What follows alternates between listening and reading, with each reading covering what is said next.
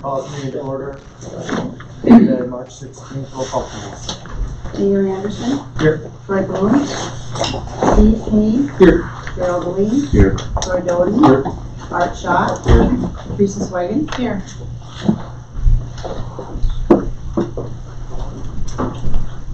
Agenda was sent out on Friday. Are there any modifications to the agenda?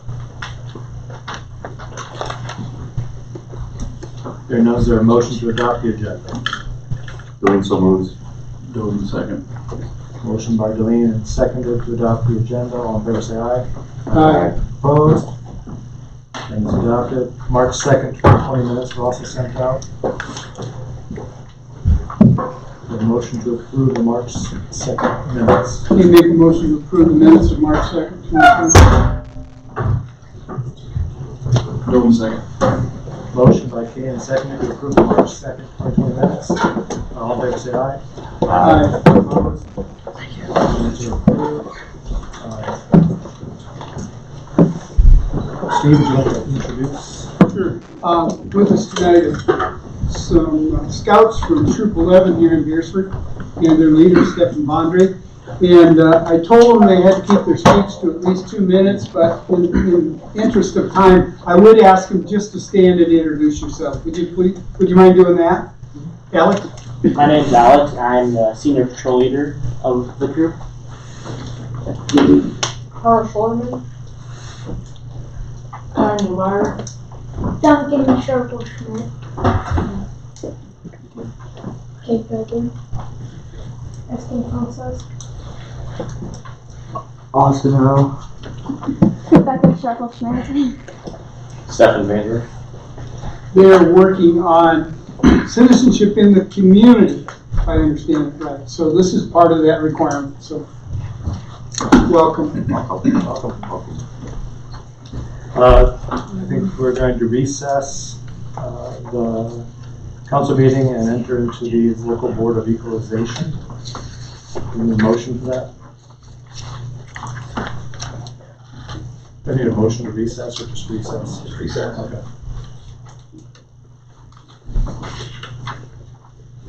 Equalization, call equalization local board to order.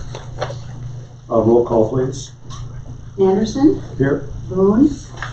Kane. Here. Deline. Here. Doty. Here. Schott. Here. Swagan. Here. And Berglund. Here. Our agenda was sent out. This one came out Friday, right? Yes. Came out on Friday. Is there a motion to adopt the agenda? Doing moves to adopt the agenda. Berglund will second. Motion by Doden and seconded. All in favor say aye. Aye. Opposed? Agenda adopted. New business. Yeah.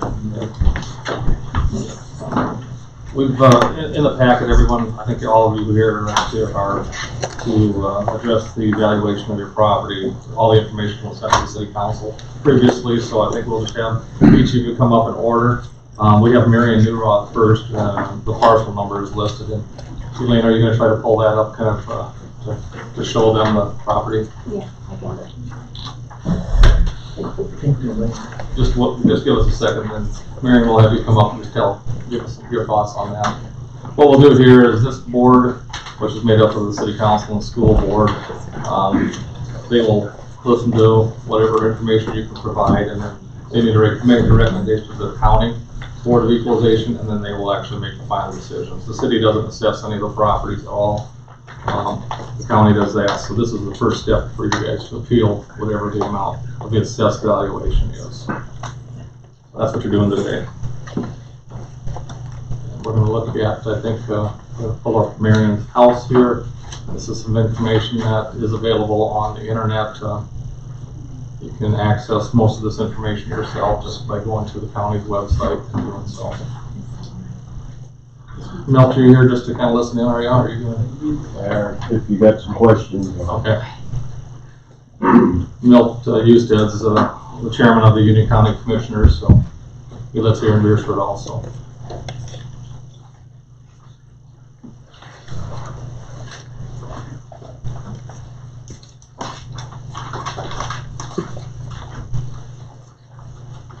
Can you just stand up? Yes, yeah, I don't know, I was reading up there, so. Okay, you can see it or not, it's pretty tight. I gave Elaine a whole bunch of copies of things here. You know, I paid my taxes and I realized everything was going up.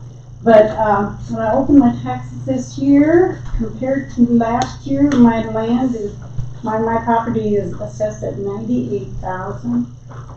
And years before, it was like 77 for about 5 years, and then it went up to, 68, I think it was. Let's see. Back in 2012, it was said 77,000, 1, 2, 3, 4, 5 years up to 2016. Then in 2017, 84,986, and 18, 84,986, and now it's up to 98,273. It means that my taxes increased from last year to this year, which I'm paying, is $273. I was kind of hoping your decimal point went in the wrong spot there, and when it, you know, because last year, it only went up $3.36, and this year it went up to $273.22. So I went back and looked at all my other ones, and I wondered, I haven't done things to the house or the property or anything in quite a few years, so wondering why it didn't increase. Jerry, can I Yeah, speak to absolutely. that for a minute? I think what everybody needs to realize, the last time Beresford was reassessed was in 1994. And last year it was reassessed again. And according to state, we have to have everything assessed at least the minimum of 85% of actual full and true value. And at Union County, the whole county is assessed at 85.5, so we're just barely making it. And one other reason that your taxes have changed more than normal is last year, the CPI, I don't know if everybody knows what the CPI, Consumer Price Index, in other words, what that is the Beresford school system of the city or the county. If you remember years ago, Governor Janko passed that bill, it could only go up 3% or the CPI. Well, last year the CPI was 2.4, which is the highest it's been for probably 10 years. Next year it's only going to be 1.7. So that 2.4, I'm assuming the city and the school are going to take that full amount. So that 2.4 is going to raise your taxes and your evaluation. So if you're But comparing my property and my house and whatever into my whole neighborhood, next door did not go up. Next door to that one is less than mine, which has got a hooked on garage and basement. I have not got an improved basement. I haven't furnished anything.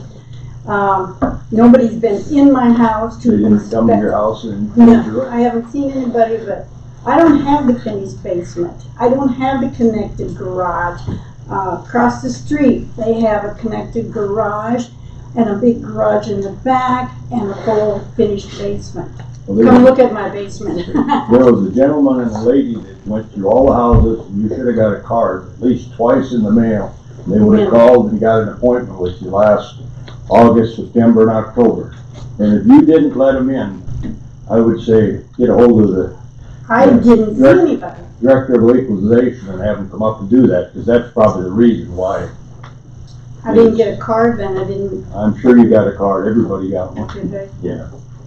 Everybody in Beresford. Okay. And if you didn't let them in, Nobody was there. well, Oh, that's must have been home. probably the reason. So what do I do? I just call the Director of Equalization in Hell Point and explain this is what happened, that you didn't get a card or didn't get But notified. they'll tell you to come here to the city and Well, they'll come up and look at your house.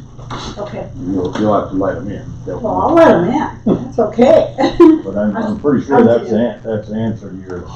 But $273, how come my neighbors didn't increase? Because they let them in, right? Well, yeah, if I'll be honest with you, you didn't let them in, they're probably gonna boost it. Well, yeah, but if you didn't know I don't, I know, how many other people here, didn't they come and look at your house? Yeah, that we do. Yep. So I'd get a hold of the director of equalization and have them come and look at it. Okay, but, well, when, you know, when my house is compared to the neighborhood there and the same amount of land and all that, and theirs didn't go up, and mine went up to 98,000. If I could sell my house for 98,000, I'd probably do it. No, Mill, I don't know the exact formula, Mill. This is a question. When I was reviewing my own, trust me, I was tempted to appeal, but the mission of the equalization and the assessor is fair and equitable. So is the assessed value fair and is it equitable? Now, a few years back, I came down and appealed before the board because mine took a big jump. And at that time, my appeal was, I think my taxes are fair, but you haven't reassessed the entire town yet, so therefore my increase is not equitable to everybody else's. So they put it back down, and that increase came down. But everybody's is going up. Most people's are going up. Well, 1 year, And so the one question I have, and maybe Mill can answer this, I'm assuming that the base formula starts with square footage of the residence, square footage of the attached or detached structures, square footage of the lot, all that kind of stuff. So just because your neighbor's value is less than yours or higher than yours, doesn't mean that the formula is off. It's based on square footage, and I don't know the square footages of your house and your neighbor's house and the guy across the street, but that might answer some of the question. If they have a smaller or bigger house, and in 2008, and all things being equal, then that in would 2018, it went up to $80, but the year before it gone down to $66. per square foot. No, the cost of my, For you know, taxes. for taxes. That's why when it got to $273, I'm going, holy cow. But like you said, if they didn't come in and inspect, but nobody came to my house that I know of. I'm almost sure that you should have got a card or got notified. I think everybody. Well, I'm not doubting that, but you know, but I know I didn't get a card, I would have let them in. And if your basement is unfinished, Mary, they didn't know because they could tell there was a basement under the house. There's So they just- five things that they take into consideration, square foot and basement, that stuff, and I don't work for the equalization, but I know. When did they come and assess last year? It was done in August, September, and October. Last fall, they were there for days. Weeks. We got a postcard, we had to call and set an appointment. I don't And I was know. happy to let them in and show them that I haven't made any I'll improvements. be happy to let them in. 5 years ago, they were measuring that was 6 years ago. And I asked them, I said, would you like to come in and see the house? Oh, no, all you want to do is the measurements outside. I would change it. But also, the reason that that 2.4, that CPI, will have a little effect on it. What's CPI? I don't know those things. Consumer price index, Okay. So I guess that will I have, have to go that to an appointment. So I got a question for your house. So the purpose of this hearing is for us to refer this to the county, You have to agree recommend. agree with the challenge or disagree with the challenge. You can agree with the challenge, or you can set a value somewhere between what she's recommending and what you feel is true.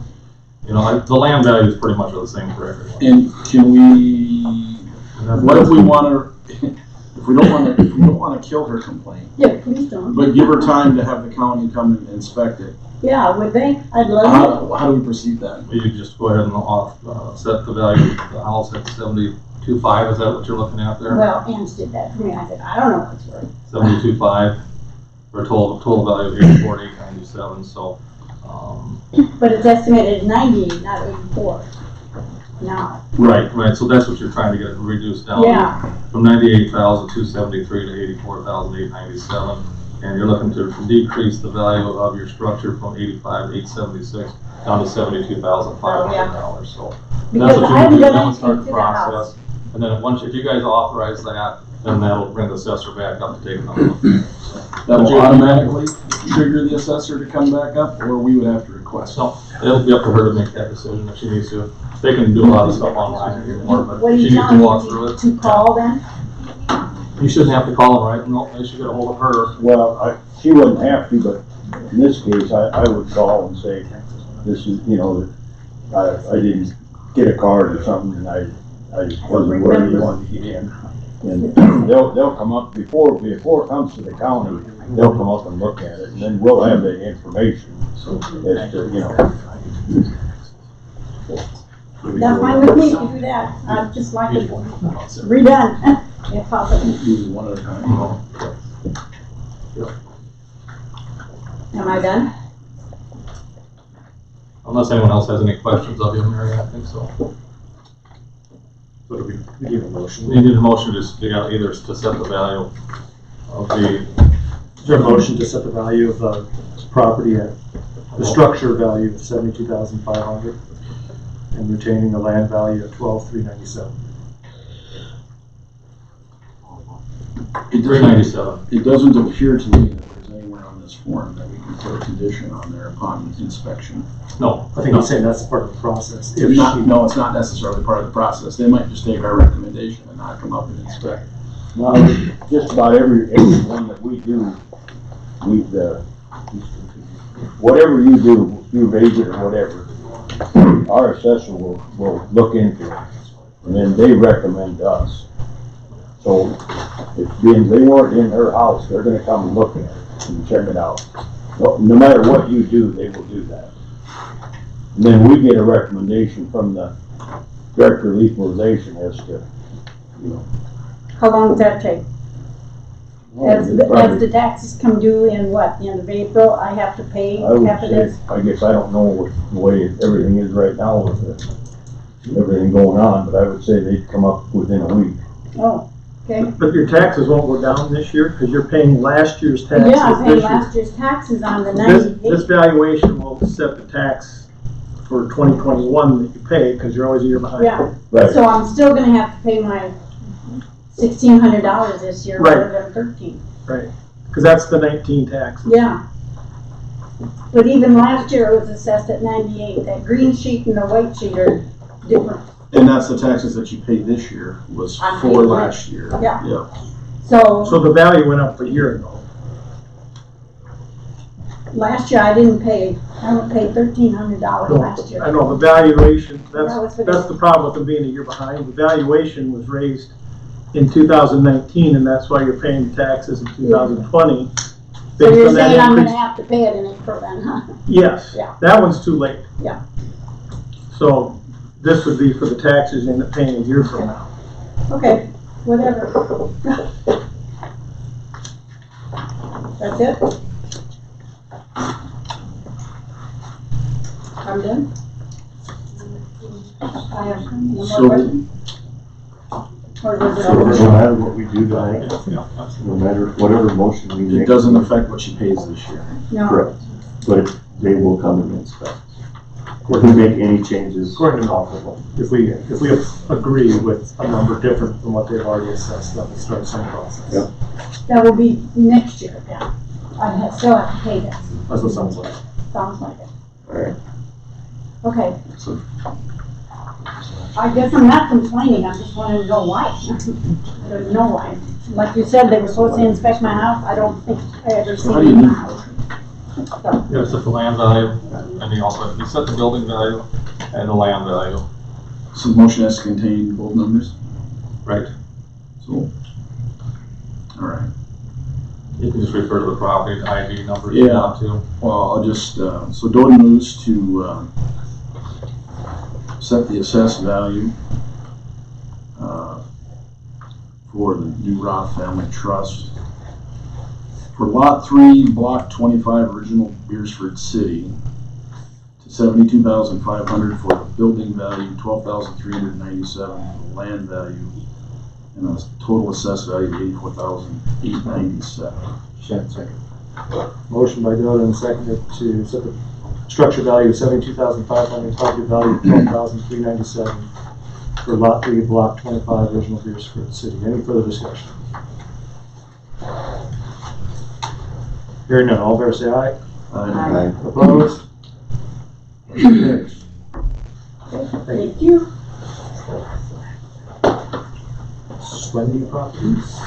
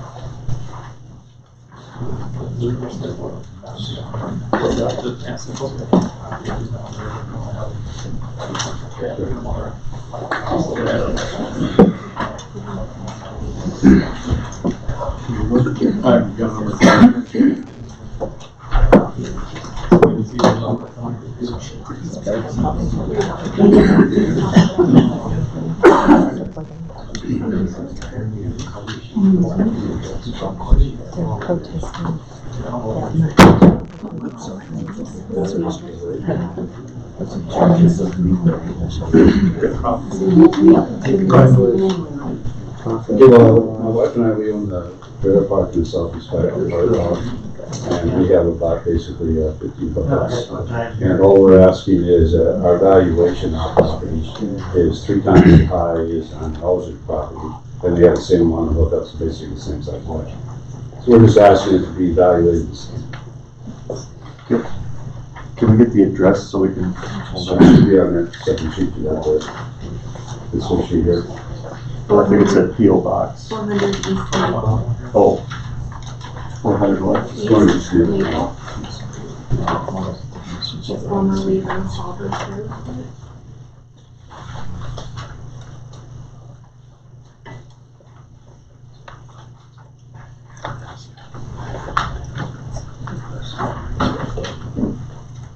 If you look in the packet, there should be a copy of this trailer park there. This is over at Maple Street by the railroad tracks, right? Maple and Railroad. It's on the corner of Maple and Railroad. 400 East Maple.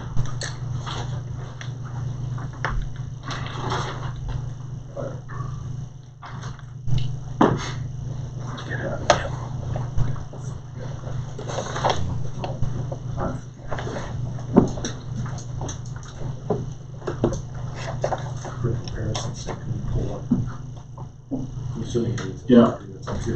What's the address or location of the other one you're referring to?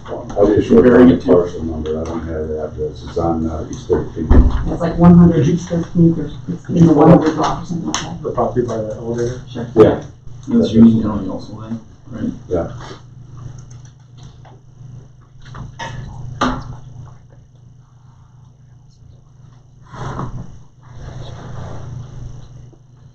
Where'd you say the other one was at?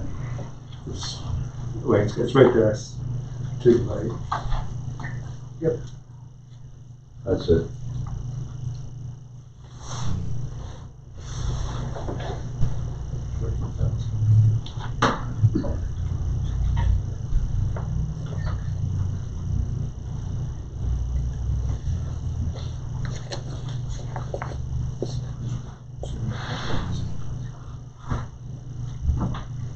Doesn't have lot size on there, does it?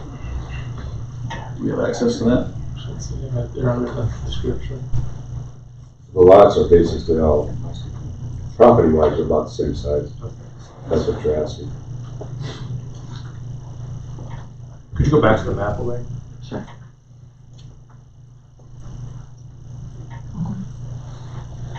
Zoom out so we can see both properties. That might be too far. Maybe in just a little bit more.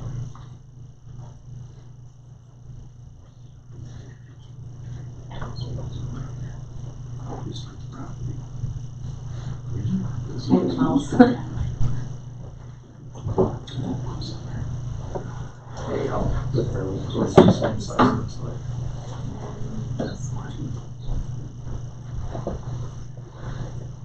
But that's to scale it all.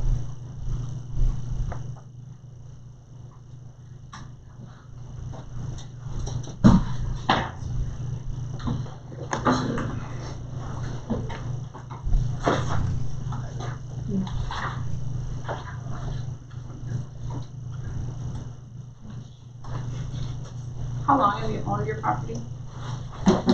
3 years, I believe. 3 years.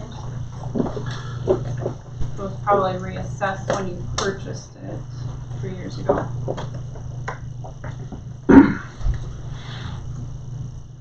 Yeah, but our property should be 3 times as valuable as the same site, same property, 2 blocks away. That's all we're saying. Yeah, I get what you're saying. I just, the other property owner, if they've owned it for a long time and there hasn't been any changeover, there hasn't been any reassessments. The assessor was at both our properties last summer, because I seen them in both places.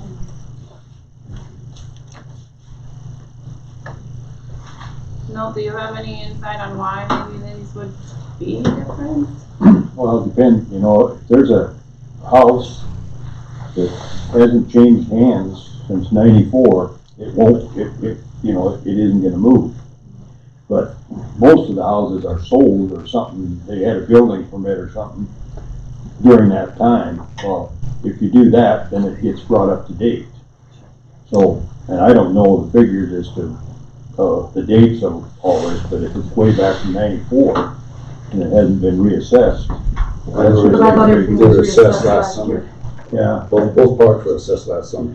okay, so how much did they raise? Mine? Yeah. Well, I'm at 3 times as high as theirs.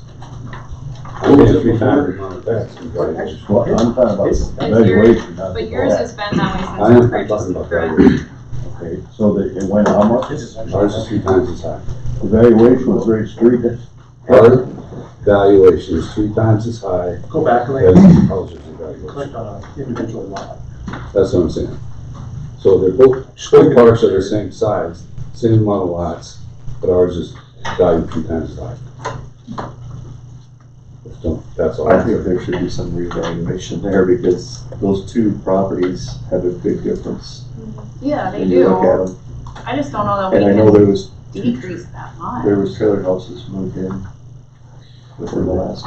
For the inside the house. Twenty- last- It's a trailer park. It's a trailer park. How many acres of ground is it? Lots. No one knows. Yeah, You can yeah, ask we're just Jerry. talking the land. I think we talked to him about, you know, where exactly the property lines are, and they can't even really tell us exactly where the property lines are. Yeah, we're just. When you purchased the land, okay. wasn't there, They got Survey? They got 15 lots. Uh, They got 15 that lots. was- It's a big You know, we business. usually have a survey, but, you know, I don't know that they could do one then because of whatever excuse they gave, because it was so ambiguous. Why didn't they do a survey on that? Because the lot lines were like messed up or something because of the railroad or something or other, but we normally always have a survey done. But none was done on that one. and how many hookups are there on We yours? have 15 same as ours. Exactly the same. I think they might have 16 else, I miscounted that, but they might have an empty lot, but I know we only have 15. But I looked at Woody's, I didn't know if that one on the end where it was empty or not, I should have brought back there. So do you think yours is high, his are low, or they should be both the All I'm same, saying but is somewhere in whatever the middle? evaluations on his, I think that all we're asking is equal treatment. So now I'm asking about the fair part, the fair and equitable. So yes, equitable, if there's that big a difference, something seems awry, right? Right. How about fairness? Yeah, and did his go up last year? I'm asking I you, didn't, I what do you know. think is a fair assessed value? We're just talking land here, so I don't Yes. think the value should be, 3 times as high as his. Well, I just leave his out of it for now. Your land with the utilities in it, what do you think is a fair assessed value?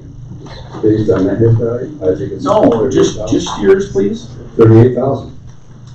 You think it's worth no more than 38 assessed? Figure they assess it at that, that's what it should be. And so it's supposed to be around 85% of its actual value.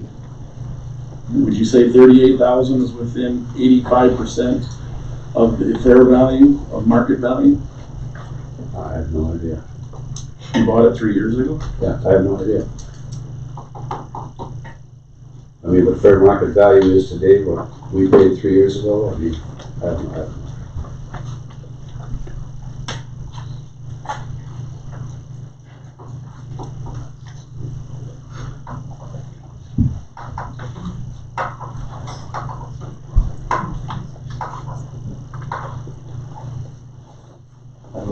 Question I have is, 38 seems too low. is it I'm not talking assessed about for, his, talking about yours, so I think 38 would be too low. Is that residential or commercial or zoning? It's residential. So is that assessed on number of lots or the size of the property? Then you have to ask the assessor. Because your property looks It says, smaller when than you his. look at the paperwork, and you look at this X number of hookups, I mean, that's what it says. I mean, I don't know how they assess the trailer park. I would assume it's hookups, that's what I assume. Well, but if they check our property, they measure the size of the lot. It said something. But the lots are both about the same size. Yeah, you couldn't put any more on your property than on your site. It's just, mine's just.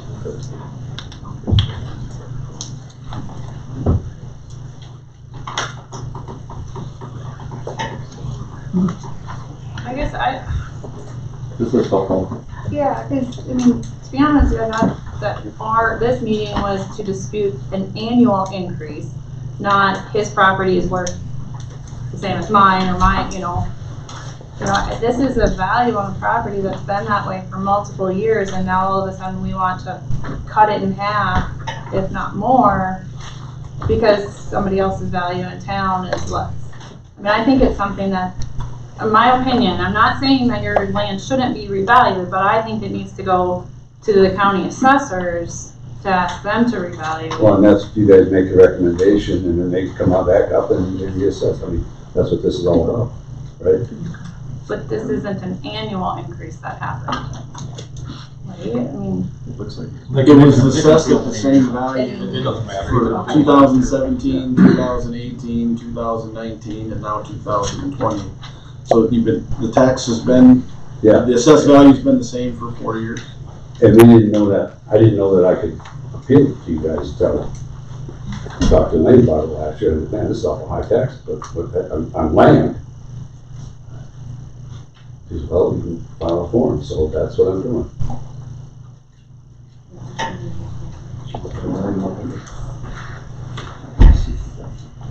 Is there value? Anyone? I'll make a motion, just so we can move forward. Colleen makes a motion to put a value on the,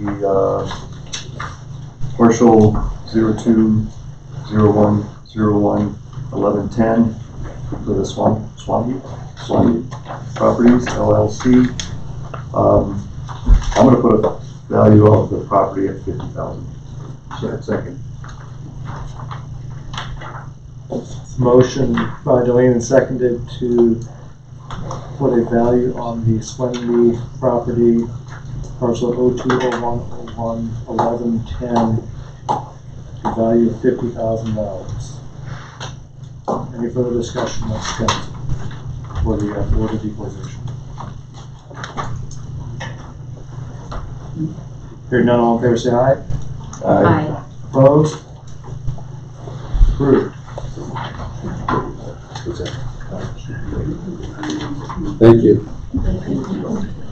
The 10th, with Andres Family Trust.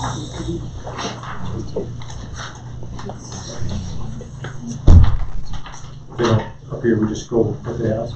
Well, you still have to act on it, though. That's what Yeah, just whatever the recommendation is. And I think, if you look at the next, I think all the next 4 are all gonna be in the same location. And I think there's 2 here that have property out there. Remember last couple of years, this is gonna be in the Colony House condominiums or townhouses out there. And last couple of years, you had some residents out there that have purchased their properties for in that $65,000 to $75,000 area. And you adjusted all of those down to what the current market value was for those properties based on those houses, those units being sold at that value. So I think what you're looking at today, again, is probably most of these people here are looking to get in the same area as each of their neighbors are. So they're all the exact same size in my opinion. They're all the exact same size, and some might have a little bit different finishes on the inside. And I think as you go forward with all of these, they're all looking at, setting a building value of $70,000, land value of $8,455, and I think that's each of those are going, as you look at each of those, so. Rather than trying to pull each of them up, I think if you adjust one, you're probably gonna adjust all to the same level. So they're assessed at 103, but they've been selling for around 65. That's We just did Murray's last year.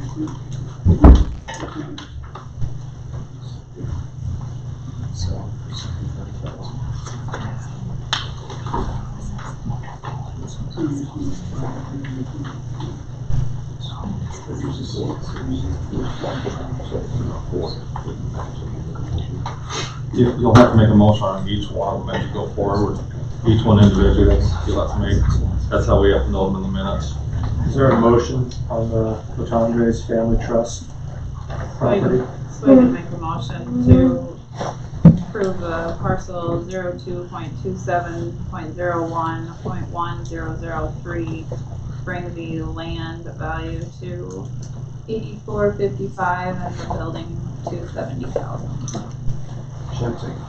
Motion by Spagan and seconded to, regarding the Latondre family parcel 02-2701-1003, land value of $84.55, structure value of $70,000. Any further discussion?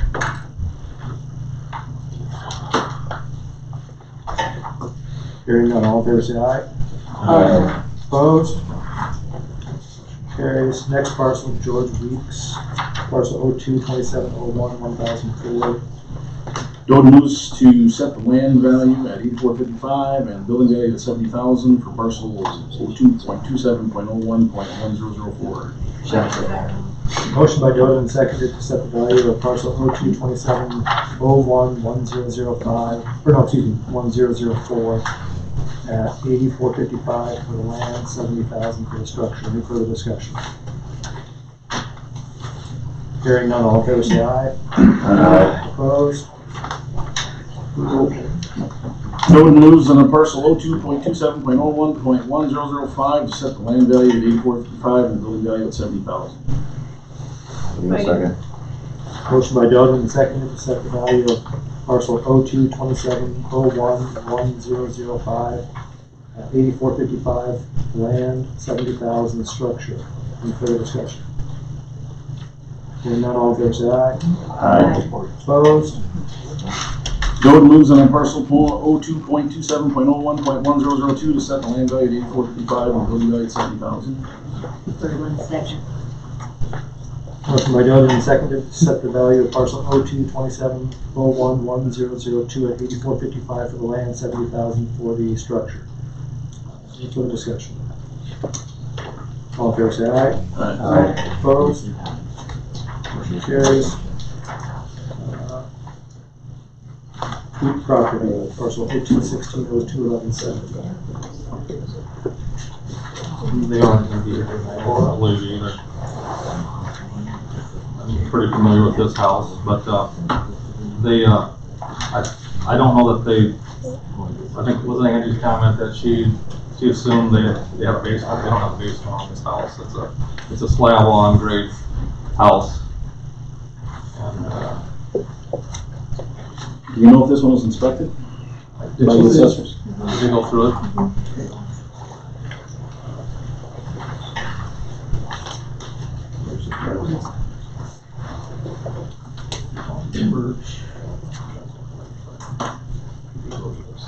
Go to the high school, north of the high school, at the end of 5th Street. It's a big lot.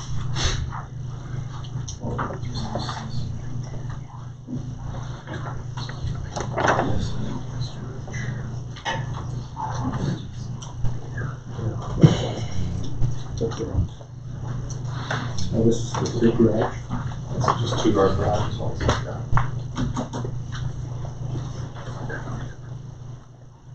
Oh, is that a property? Who has this big garage? Is that this That's one? the only one. Yeah, most of that one's the second.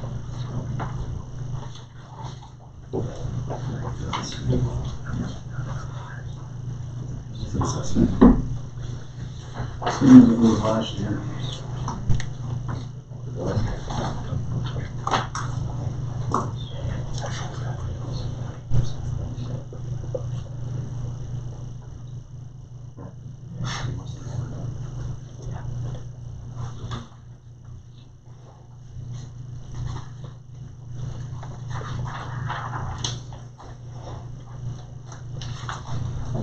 similar case to Marion's though, that the value went up last year and all of a sudden they're realizing the taxes went up because now it's the taxes for 19 that are due in 20.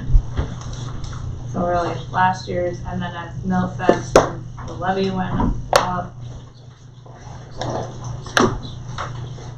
I'm not sure what the second structure value is, but. That's 5,000. I don't have a picture of that. Looks like there's a shed in the backyard. Says it includes the shed. Jerry, where are the pictures on here? It should be at the very end. Very bottom. Yeah. Are you signing in with that? I left it signed in from you. Did you go to the parcel report?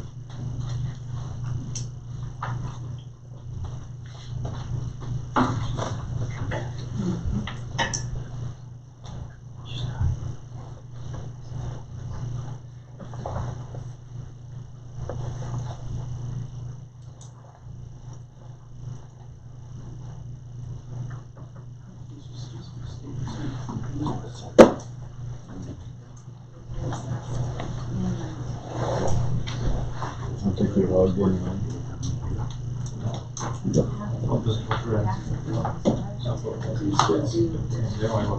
Increase 30 to 29. That's what they want to do.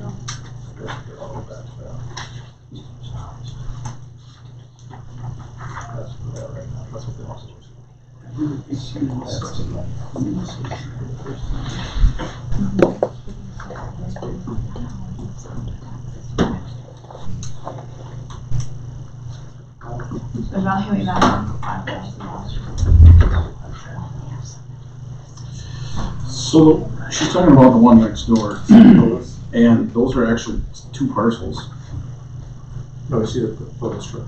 Yeah, I know, but in her letter, she was referring to the house next door, but I was saying that that's two separate parcels, Darla Jacobs. The shed's on a different lot than the house and the detached garage. Wish their square footages were on here. We actually have that, don't we, in the county book? Can I go grab it? That was probably about 1,550.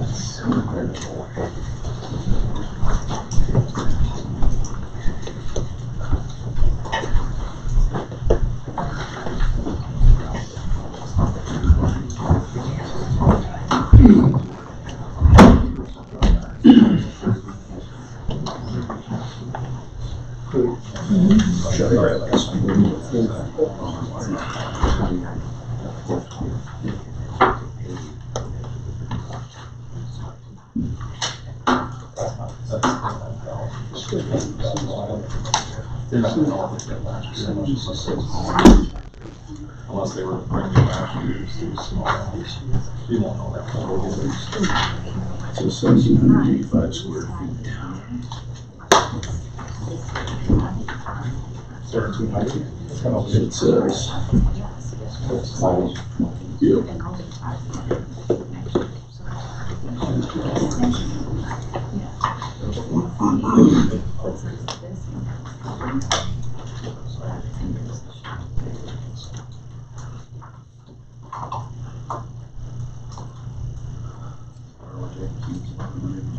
Square feet.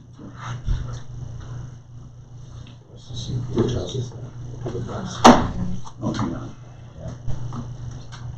1,440 square feet. That's the one to the west. 260 square feet short. Or small. Let me confirm that. Yeah, it says 1,785 square feet. So it's a bigger house. So if they're using square foot price, that's gonna be a little more. It's got an attached garage where this other one's detached, so that changes the value of the house versus the value of the other structures. So I'm just reading her letter. in the case that she's laying out.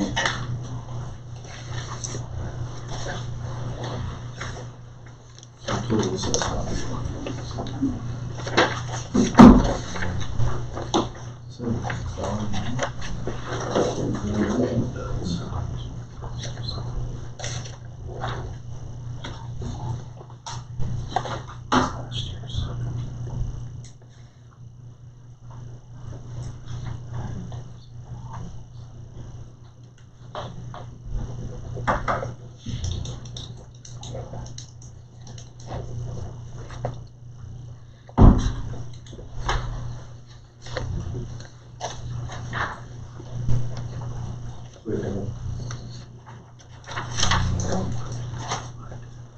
Comments? Questions? I'd be fine with just taking that second structure off, just leaving the assessed value as is on the house and land. Take the structure off, no? Well, there's a shed in the back there. As I'm saying, I mean, since, we're talking about subtracting that value from the Yeah. property, the main structure. How much is that Just structure? having structure value of 149, How much was the, 58 for 30. 5830.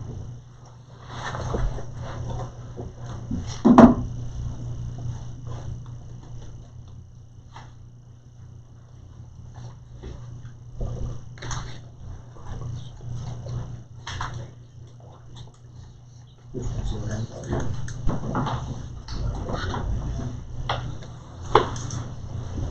That's the backyard structure. Aaron, can you pull up the actual, like the detail?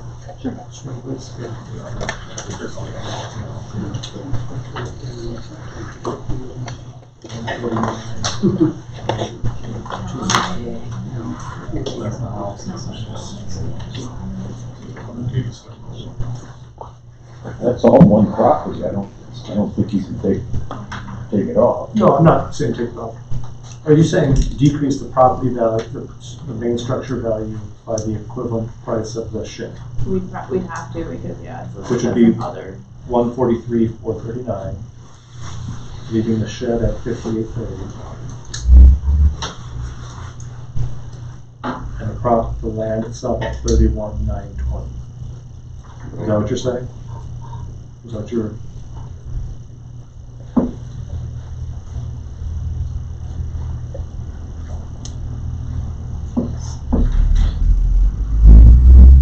Which would be a total value of 181, 189. Instead of 187.19.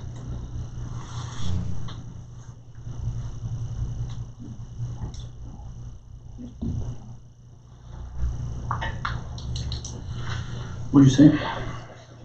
I think she was saying take the price of the shed off of the main structure, adjusting it down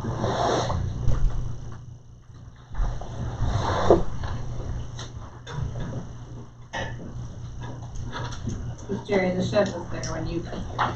Yeah, I didn't think we did. It's like a totally different one. Oh, okay. Yeah, it's totally different.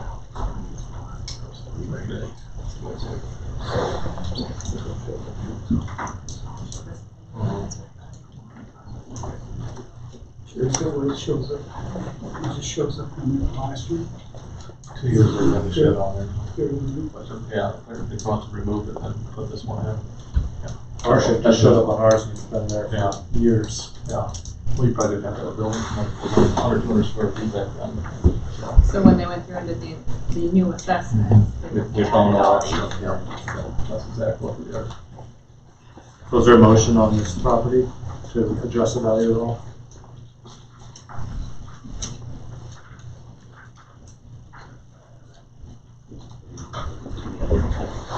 He makes a motion to adjust the total value to 181, 189.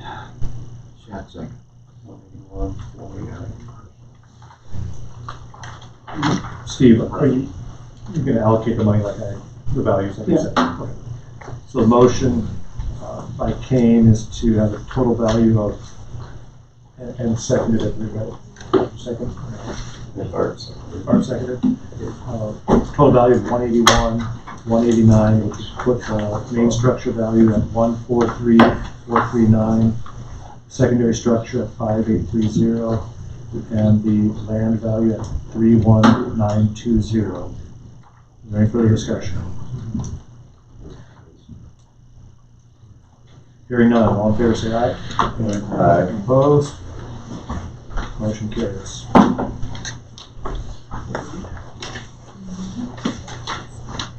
Yeah, now we just have to have a motion to set, so we've reviewed it, we'll set the assessment roll and we'll turn it into the county, so just a motion to review and approve the assessment roll.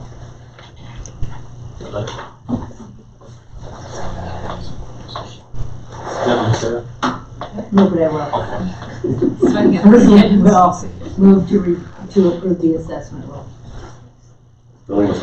Motion by Bergman and seconded to review and approve the assessment roll. All in favor say aye. Aye. Opposed? Assessment roll is approved, and motion to adjourn. So moved. Second. All in favor? Aye. Opposed? Adjourn.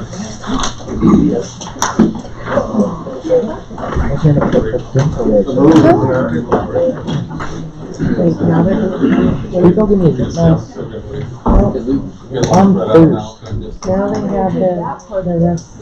I thirst so much. Just go get social things first. I thirst. You can run up. They just finished the equalization board. Now they're gonna go through this stuff. This will be quicker. This stuff isn't quick.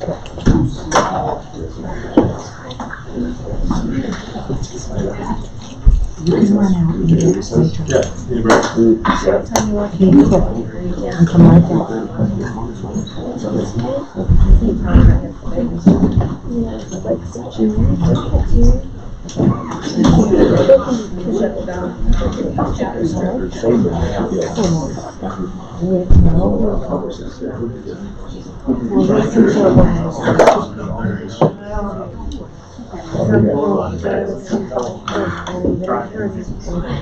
We'll leave it 8:30. We're gonna stay a little longer. We'll finish the first portion of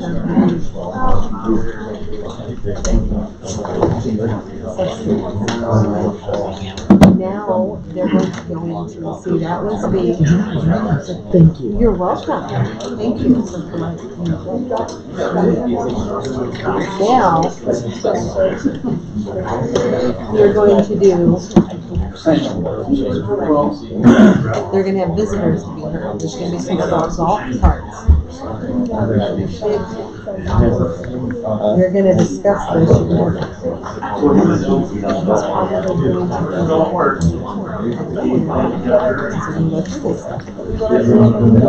I know, that's.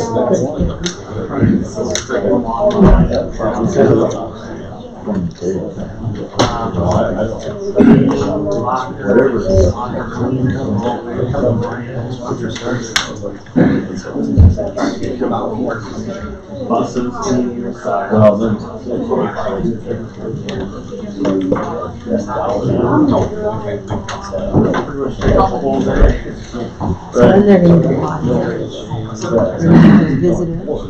There's Jared also. I'm almost always up anyway.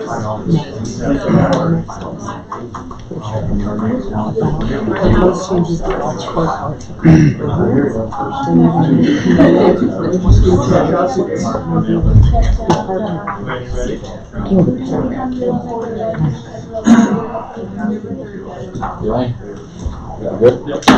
Call a regular session back in order. Visitors to be heard, Mr. Gerbils. All right, thank you, Mayor.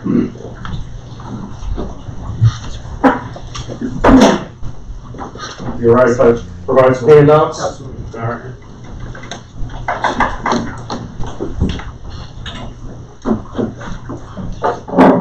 All right, I come here tonight and I'm looking to pay less, I'm looking to pay more. I've been in communication with the Mayor Zimetz and Chief Shirt, and just looking for you to review the golf cart ordinance that is in place at our current city. And the handout I'm sending down just kind of gives a basic overrun. Codified Law 321414 says that if we're going to allow golf carts on city streets, the municipality has to have an ordinance saying so. And the first item there, you are in green, you do have an ordinance that says that we can have golf carts on city streets. It's chapter 7.09. Item 2, that statute requires that the person operating the golf cart have a driver's license. That's in your current statute. Item 3 requires the golf cart be insured. And that is your current statute. Those limits are $25,000, $50,000 for injury, etc. The item that's maybe, in at least my opinion, it's in the yellow there, that's maybe missing, is it requires the golf cart owner to obtain a permit or fee from the city, and that permit can be free of charge or have a fee. In our current ordinance, I don't see that component that's required in 321414. Looking for a review, and hopefully what I'm looking at is our current ordinance allows you to drive from your residence to the bridges on a direct route back and forth to play the game of golf. And you know, it's hard as I visit with Chief Shirt. You know, I work at the school. I see a number of people going by on Wednesday mornings on Ladies' Day. I see people going back and forth on Thursday. Sometimes they've got clubs on the back that I think there's maybe a chance they're going to play golf, and other times there's not. And I know they're maybe going over for Ladies' or Seniors' Day or coffee or whatever it might be. You know, that is not the intent of our currently worded ordinance. I would look to expand this a little bit and allow the use of golf carts on city streets and provide a little rationale. You know, I'm not going to go through those bullet point by bullet point. Ultimately, just trying to make it where somebody, as a law-abiding citizen, can have that ability and be in compliance with whatever those rules may be. So, the next 2 pages are your current ordinance. 7.0902, you'll see I've proposed that you look at maybe entertaining striking this sentence, golf carts may travel only on streets in a direct route to and from the golf course. The 3rd page, I've just written in 3 more provisions there. 7.0906 just limits the hours of operation. Again, my recommendation, or just something I'd like you to discuss, that permitting golf carts operating in streets, alleys, roadways, or other public places under the jurisdiction of the city from dawn until dusk. Operation of golf cart from dusk until dawn is not allowed on any street, alley, roadway, or public place under the jurisdiction of the city unless the golf cart is equipped with operating headlight and taillights. The next one, 7.0907, revocation. You don't follow the laws, the city has the right to revoke your permit that you would issue. And then 7.0908 would be to imply a fee. And obviously, if you're going to issue a permit or a sticker, that would be affixed to my golf cart. Anybody else who want it, there's an expense to the city for that. Some within labor. In other words, they're reviewing my application. They're reviewing that I've got insurance on it. They're reviewing that the other components are in place. And then there's a sticker cost. Again, I just put a number in there. The fee for the golf cart permit is $25 per year. I'm proposing that the cart's covered under a paid trail fee or storage shed fee at the bridges. We're already paying $125 to $200 to store it or to trail it over to the bridges and utilize the course. I'm proposing a $5 fee for those that have already paid that amount. The fee year running from March 1st, the last day of February. So again, just some communication in advance. Let Chief Shirt speak if he's got anything that he maybe disagrees with this. I have nothing to disagree on. My only concern, just because I live north of 46, Yep. is that highway, state highway going through our town. Now, I think this is a good idea, but I'd like to see something in there that they cannot be driving them up and down 46. It is strictly drive across. South Dakota codified law addresses that, and it's in our current ordinance. Only on city streets. You cannot drive on a state or county highway. Okay, so they only perpendicular to cross in a direct route when traffic is clear. But yes, it would be illegal against state statute to drive it on a county or city, or excuse me, county or state highway. Okay, so that's I have a couple questions. Yeah, go ahead. Since you've researched this, these are just a couple things that come to mind based on personal experience. Yeah, go ahead. South Dakota Codified Law 3235-2 that sets limits that you require, that you refer to. Yeah, those are the insurance limits. Is that motor vehicle insurance, auto insurance, or liability insurance? There's the interesting one. It's what does the law require? South Dakota law. I'll get it to you here. All right. Let's print them all out. They will actually not classify, your insurance carrier will not classify it as a vehicle because it doesn't have a title. And there's a category of slow moving vehicles and then golf carts. And golf carts by design are meant to operate at 19 miles per hour or under is how they're designed and operated. So 3235-2 says proof of financial responsibility. So this is where it gets really interesting. You can read Hartford cities they go into. You can have a bond. You can have all these other proof of insurance. I just researched the easiest one, and that is a liability insurance, much like you would have on your car. And I found a carrier that will provide that. It's going to cost about maybe $75 a year. My limits will be higher than 25 and 50. But 3235-2 says proof of financial responsibility for the future defined. The term proof of financial responsibility for the future, as used in this chapter, means proof of ability to respond to damages for liability on account of accidents occurred after the effective date of the proof, arising out of the ownership, maintenance, or use of a vehicle of a type subject to registration under the laws of the state in the amount of $25,000 because of bodily injury, to or death of one person in any one accident, and subject to the limit of one person in the amount of $50,000 because of bodily injury to or death of two or more persons in any one accident in the amount of $25,000 because of injury to or destruction of property others in one accident. Whenever used in this chapter, the terms proof of financial responsibility or proof are synonymous with the term proof of financial responsibility for future.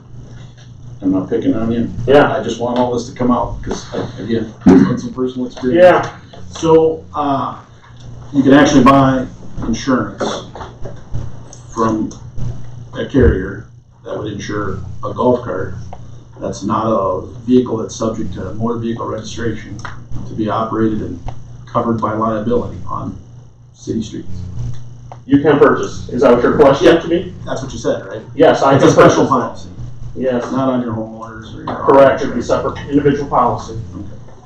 So, if we proceed with this, I've had a number of experiences where municipalities didn't research it enough, and people would just come down and say, it's insured under my homeowner's policy. Well, that golf cart's not insured, and neither liability doesn't follow it when it's off the property. And so, we have to protect our citizens, so if we're gonna permit them to drive on the city streets with a golf cart, we have to make sure that they are adequately insured.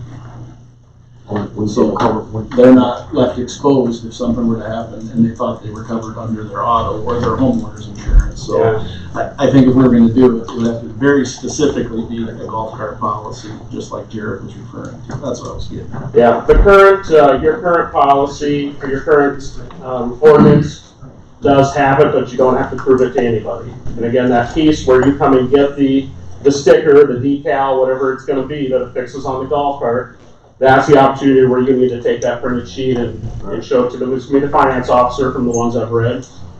Here's my certificate of proof of insurance, and then I can get that fixed on No, I've never looked into those policies you have. Is that each driver has to be listed on that policy? I'm not sure about in terms of driver.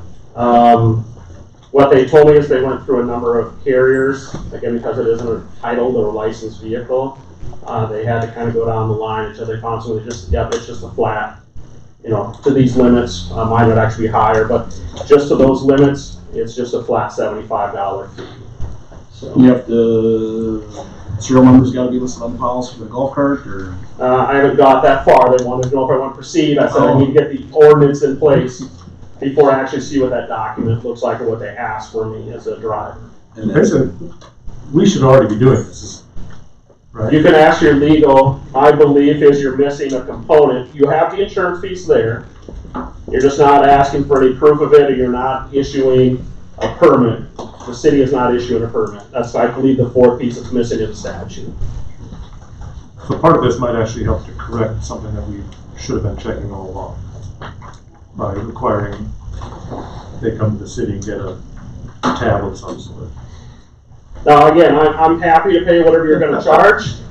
I think they should have liability insurance if they're operating on the roadway. If that's what you're asking, then yes, that should have been put into place a long time ago. I'm happy to pay for the insurance. I'm not sure that every one of your citizens that's currently just driving up and down the street to and from the bridges is going to agree. Again, I look to be more of a rule follower. I want the ability to utilize my electric golf cart to go 4 blocks to work, drive down to the post office, drive down to the bank, drive back home. We utilize them for school, through work, back and forth with my residents. I just want the ability that I can be in compliance and utilize it is what I'm asking for. How are we gonna enforce those that say, I'm just going to the bridges versus those, I mean, would everybody have to have a permit? That would be for you to decide. My recommendation, or I guess my belief is, I've outlined what the city ordinance would say, and then that would fall on your staff to have to probably enforce it. Falling back to financial responsibility, technically any vehicle driven on the street should have financial insurance on it. So we can't say Jared's paying $75 to have insurance and the little old ladies that are going down for coffee, maybe golf, they don't have to have insurance. I think you have to do one or another. So I think everyone has to have insurance on the golf, liability at least. Right. I think since it doesn't have a license plate with tags that you renew every year, I think that if we were going to do it, the permit would have to be displayed maybe somewhere up where it's easily identifiable, and it would have to be enforced to protect all citizens. Because something happens, a kid falls off the back, someone backs into a car at the post office or the bridges, you know, and we told them, I think we got to enforce it strictly.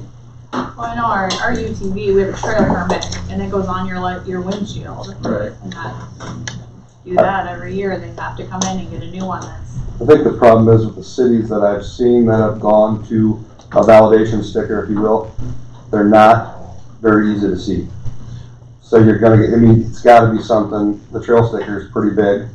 It's gotta be something reflective capability or something where law enforcement can see and say, okay, that's good for 2019 or 2020 or. And it has to have a mirror and a horn and brake lights. The statute 32-14-14, I'm the one right below it, specifically says it does not need those components because it is not a titleable or licensable vehicle.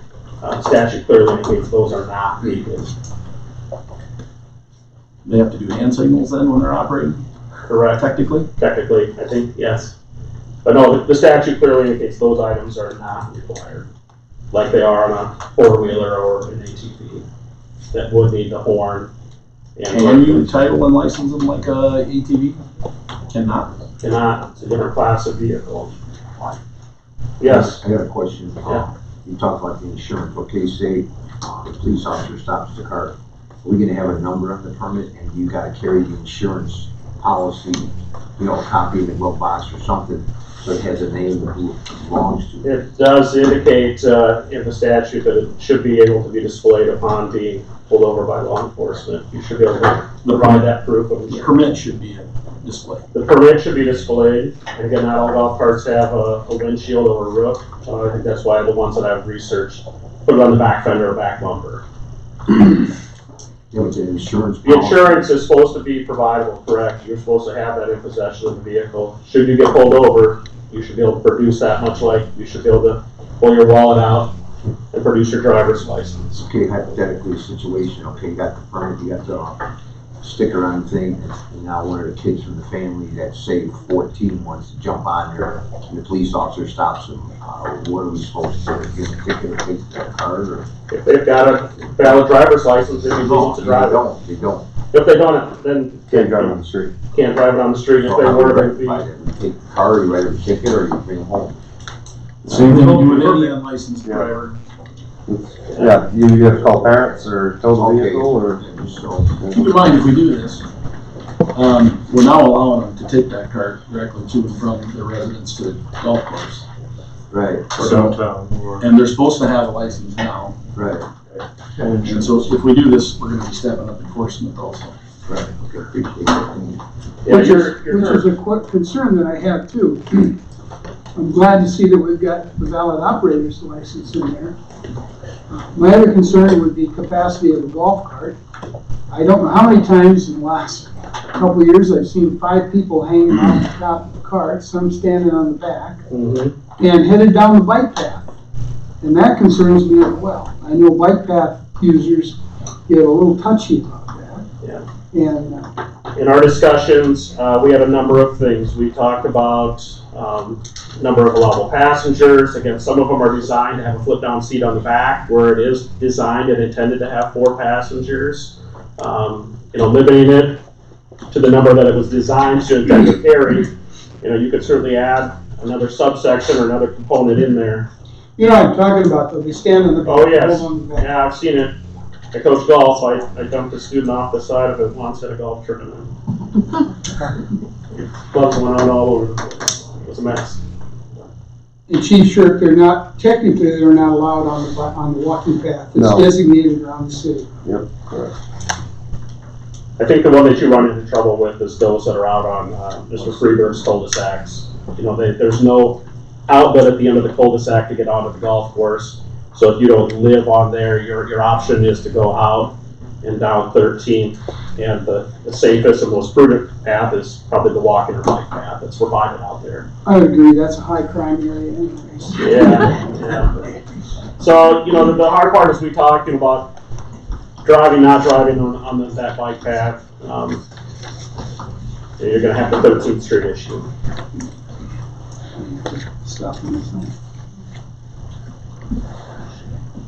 So if we were to do anything, we would have to draft up a new ordinance and go through the reading process. Yeah, I mean, this could be treated as the first reading of the ordinance.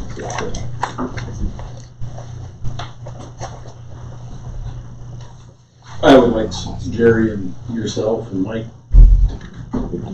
actually come with the council with a revised ordinance. Okay. We've looked at it. I guess we could do that, that's fine. Well, it doesn't address the number of passenger issues. Okay. And it, We'll get one. would like the wording to be specific on what kind of insurance. Very specific. I think we need to require that it is a cart policy. They can't come in and say, I'm covered under my homeowners, I checked with my agent, let's fly with that. That's not gonna cut it. The hardwood example goes on for almost pages. And again, we're trying to, as we work through this, we're trying to make it readable and understandable and simple, but yet meet the intent. And again, safety was a big part of what we discussed. There's about 3 or 4 statutes that go on about proof of insurance that Hartford is listed, and they tie back to another set of statutes. You go and look at that set of statute, and it's essentially about buying bonds or some other certificates that you've got the ability to, in other words, I'm bonded or show that I have $50,000 available. Self-insurance, basically. Yeah, self-insured, exactly, is what it'd be saying. There's options through statute that other municipalities have used. Again, I was just looking for simple. And I found it through my insurance carrier, I guess. That's where I was worried about myself, proving insurance, not everybody else. If we're gonna revise this, I think we need to put in here in one of these, just plain and simple, that golf carts need to have a permit that is renewed annually. And I know it talks about the fee, but I mean, it's just saying permitted.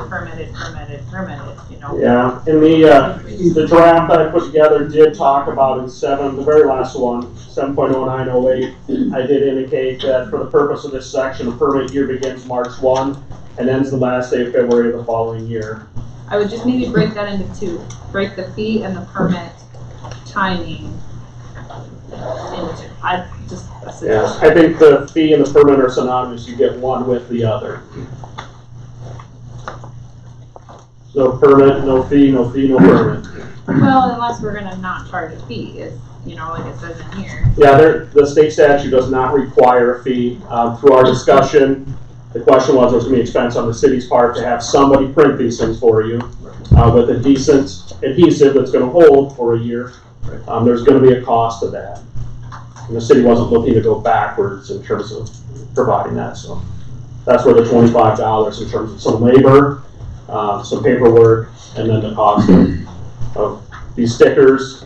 And you're inevitably gonna have more than likely X number left at the end of the year when you maybe don't sell or renew as many as you thought.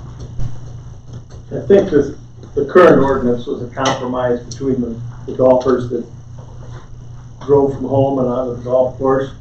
And Larry, as the former chief, didn't want any golf carts on the streets. So that's why there's language about direct path to and from the golf course. That was the only permitted driving that was allowed. And that happened, I think, when the bridges was constructed.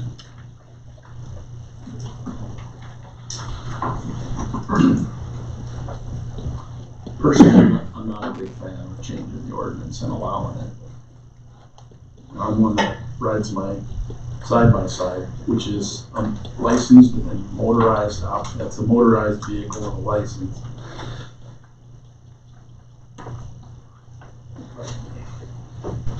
We're allowing it now to commute to the golf course for the purpose of golfing. I think allowing them to buzz up and down the streets, are we gonna set an age limit? Or is a driving permit the same as a driver's license? So you got 14-year-olds. I guess that was my main concern with the kids, but I mean, listen, I'm in the middle here.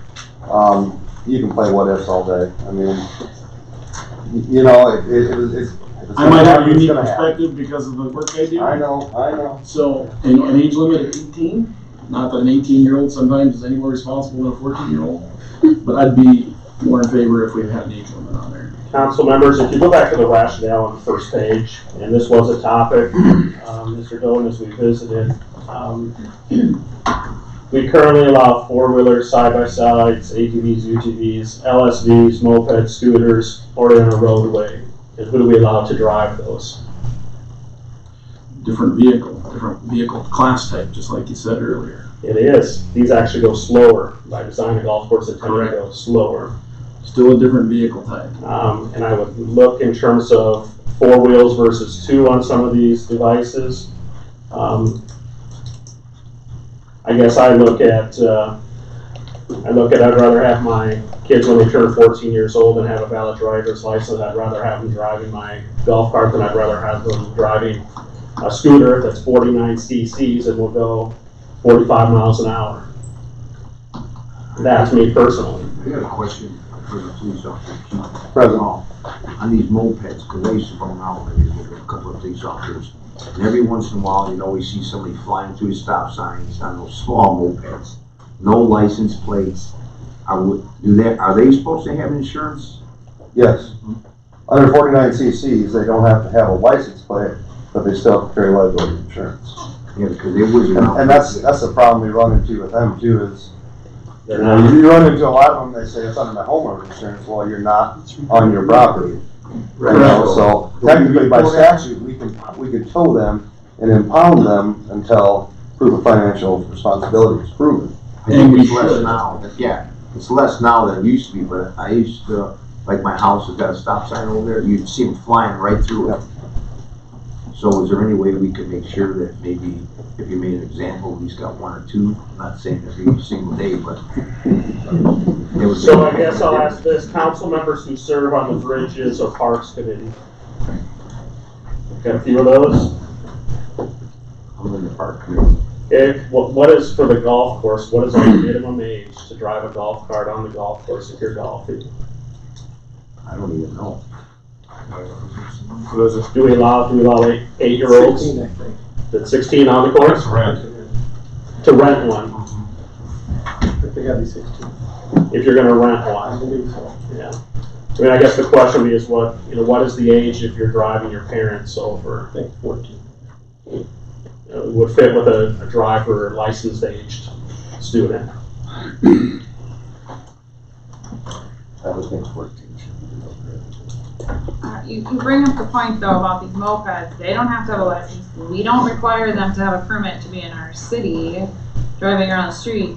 I think we're gonna get pushback on these fees because they're gonna be like, well, what's wrong with my golf cart? How is that different than my moped? Even though I can hold more people, neither one has to be licensed. Yes, they both need to be insured, but why would we require a permit for a golf cart when we don't require a permit for a moped? State statute says so. Valid point, there's no reason that we, as a city, couldn't include it on the same ordinance.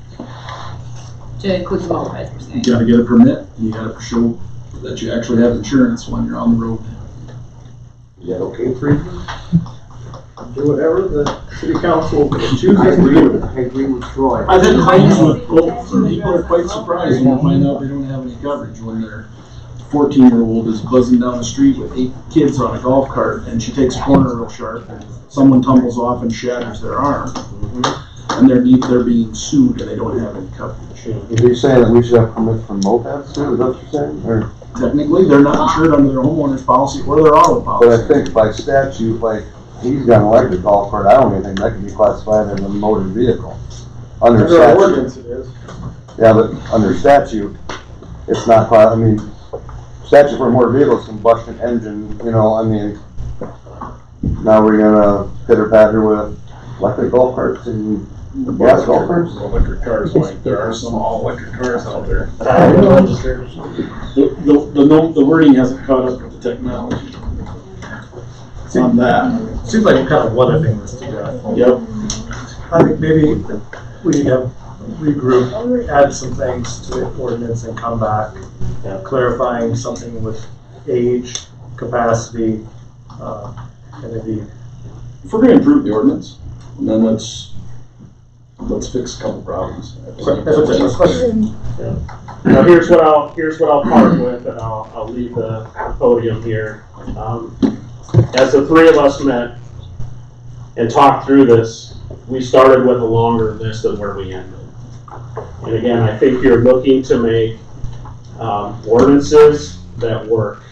And I'd hate to see us get too far off in the weeds where now nobody understands what they need or don't need. It's a ton of work for your finance officer to try to diagnose if they've got the 50 things that they're going to have, and then for your law enforcement to try to decide, you know, is that golf cart designed to carry X number of passengers or X number, and you know, all these different things that we're talking about. We actually shrunk this up again to make it workable, understandable, and the common person is going to know what they need to do to be in compliance on a yearly basis. So that's kind of how we got here. But I would certainly welcome you to chew on it a little more, or if you would like your own subcommittee, or if I have any involvement, I'd be glad to help.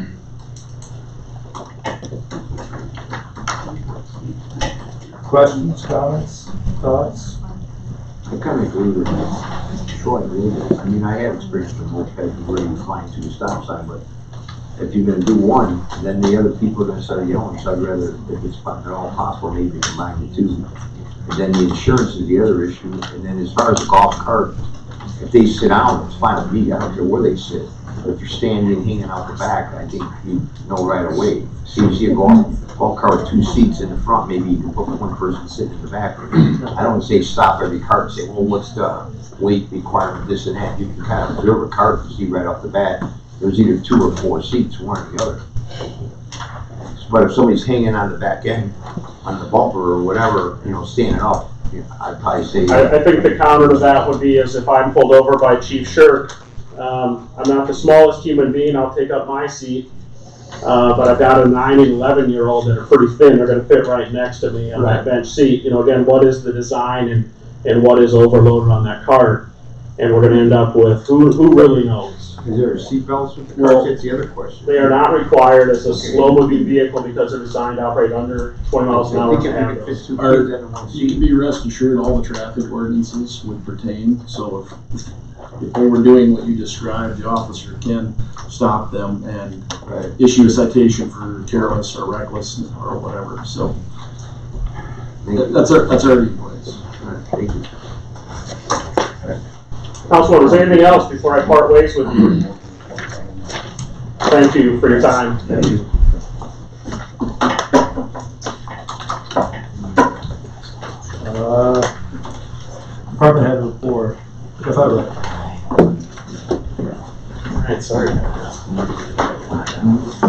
They get a handout, so we said hydroplane on it. So at the last meeting, we were talking about lagoons and wastewater, water that we're buying and what we got coming in, and there was a sewer study that was discussed. We were thinking of other ways that we could spend that money.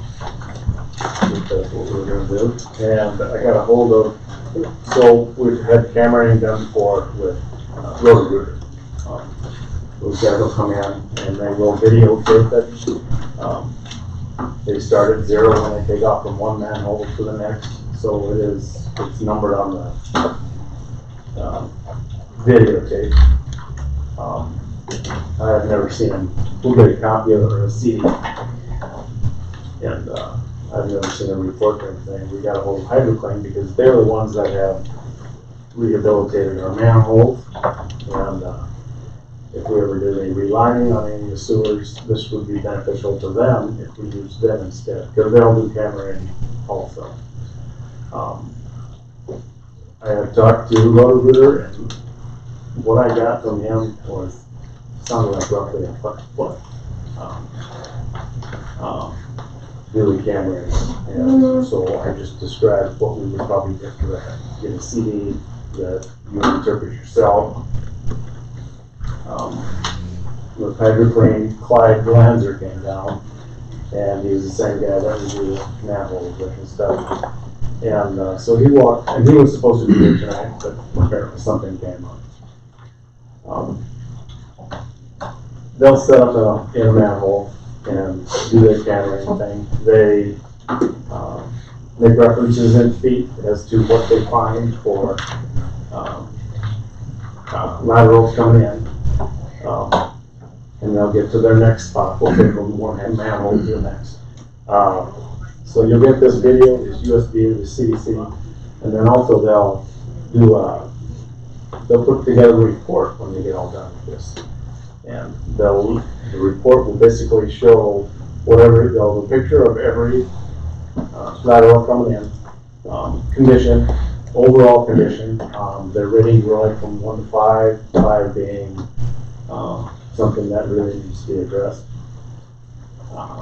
So you get this report to put together, their assessment, and they would allow us money. So, is anybody have any questions? I'm not asking for anybody to. How many feet do we have in the city? I see they got 80,000 feet on the assessment. 80,000 feet. If you divide that by 330, roughly, we got calculated. 25 miles, probably a street straight. I think it's good. Yeah, I think we have about 23 or 4. I don't know for sewer and all of them though. This is about 15 miles. 242 blocks. 15 miles about, so almost all of our main, I'm sure. Yeah. Okay, well, let me back up a little bit on this 80,000 feet. I don't know that we can get, so he's gonna break this down into 2 years. Because I don't think we can cover 80,000 feet in 1 year. That's if everything goes as planned. This doesn't include any jetting or cleaning. We were gonna do that if it was required. So they're going to be on hold for a little bit without any price adjustments. If you understand what I'm saying. So this is who we have do our smoke testing. Well, and our lining. They do the lining, they've done that. They don't. These guys haven't done their smoke testing. Oh, that was a different company. Yeah. Thought they were. If they did this work for us rather than Roto-Rooter, that would really come into play if we had them. I asked them about that. Pipes. Yeah, I asked about. Well, we give them an idea of the condition. They could look at it. I asked them about. So we'll say that we see Main Street down there needs to be relined. When they come back to actually do it, if it was even the next year, they're still going to run the camera down there and just confirm that nothing new has been added, things like that. So, yeah, I think if they see this, they got an idea of what we probably need to be addressed first. The reason we're pursuing this is we're looking for sump water that's running into our sewer system. Yes. Are they gonna document that if there's just a Yeah. a lot of clear water coming? Yeah. That's. That would be part of their report? Yes. They're gonna help us identify those laterals? Yep. That's money better spent than hiring a engineer survey. We already know we got too much water going into our sewers, so.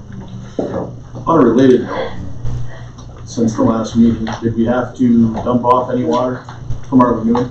January was about 11 million gallons, and February was the same. And they're discharging right now. So, Yeah. we're on pace to do more than our 400. Yeah. Okay.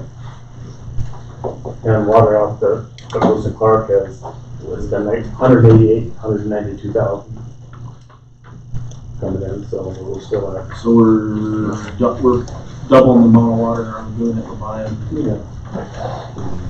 And then some.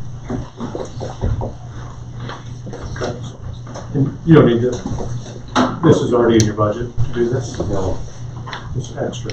If you want to move forward with it right away, Pat Carey's will be our next meeting to kind of talk a little bit about this too. So I think this is, Jeff wants to get it in front of you guys prior to that, maybe take time at the next meeting. Pat's been talking, we're still required to put something together for the state by the end of August or September as part of the report of what we're doing. So this, if we this is what we'd rather do than the flow testing, I think that's kind of where we're at. So we got two options now. We got two costs, and Pat will kind of give you a little bit of what they do and what flow testing would help them to accomplish as to this. So give you guys a little bit of both perspectives. So I'm not saying flow testing is the way to go, but I'll just explain a little bit more in depth than what we have so far. I got two questions. One more, and then we can have the floor. You were also gonna check with the state and see if we were taking this kind of action and addressing it. She's, Does this buy us more time? well, from what I gathered from her, we're well ahead of schedule. We had already done the smoke testing last year. They're happy with what we're doing. They're still being proactive. She said, as far as what you guys want to do, they weren't going to dictate anything. We need to show improvement though. And we can be doing all the stuff we want, but if we're still pumping water every month. So I wasn't asking for what I want to know from you guys is, do you want to get something hard on from paper, from Roto-Rooter also, or? That's just when this ties it together with lining our sewers. Right. And you already said that they said it'd be about $1 a foot versus the. That's what he came up, that's what he was, this was on the phone, and, it's. Pretty much double than what we looked at. I've seen them do their thing.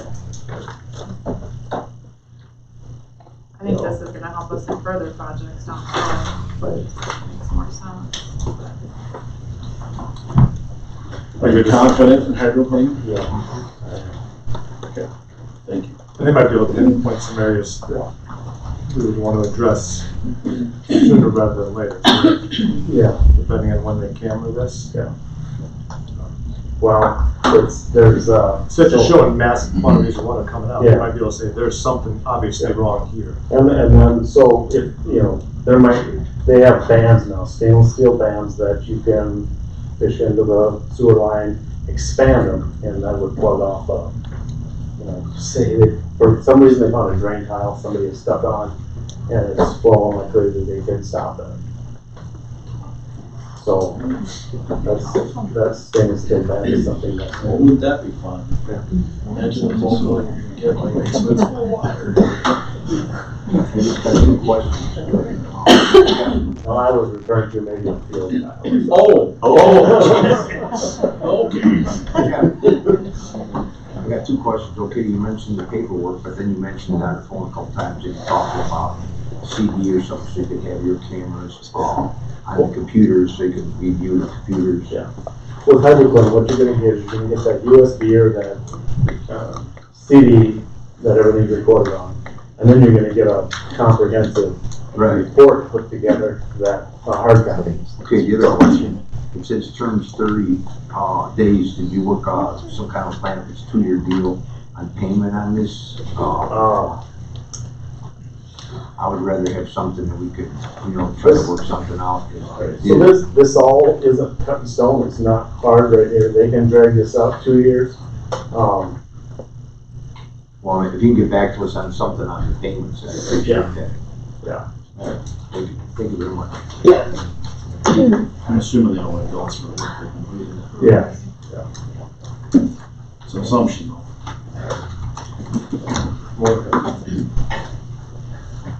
Any other questions? Thanks, sir.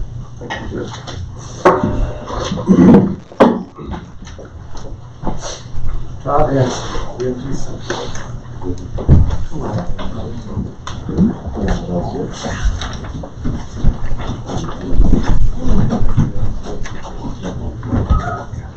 Well, listen, I'll get back to you in a couple weeks.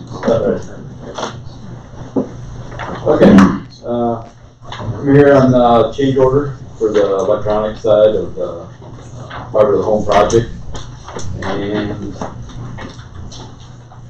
everyone should receive the change order and review what we're doing. First off, the ONT demarcation enclosures, there's 1,000 of them. We were going to go out and purchase them on our own until we found that with the quantity of them, we don't know the exact quantity until we're done with the site surveys, but we felt it could possibly meet the bid limits, and so therefore we just added them on to the electronics, the low bidder, which was Madison Group. So that's the $30,000. The other parts, once we got our bids in and we found what the expense was for these shelves, today in our bid we currently had 2 shelves, which would meet the needs of 504 customers, so 1,008 ports total. And after we saw what the cost was on the bid came in very favorable, that we reviewed it and we found that there was 873 assigned customers today that had telephone, internet, or vice, or one or the other, but that's 873 is how many ports we needed. We had approximately 53 cable TV subscribers that had neither, but they're potential customers. And then after we went through all the apartments, trailer courts, building lots, the empty ones and so forth, we felt that if we were to maximize all the premises in town, that we could possibly exceed the number of ports that we have. So again, with the favorable rates, we'd like to go ahead and ask for the council to approve the change order with the electronics to add a third shelf and just not fully loaded with cards at this time. If we don't do it now and we decide to do it later because we see the growth of the city of Beresford continuing to climb in our services, it's probably going to cost at least double, if not almost triple, of what we're paying through this bid. So Shall I make a motion for change order for $51,870.30 as Hanson specified. Motion by Shelton, seconded to approve change order number 1 in the amount of $51,870.30. Any further discussion?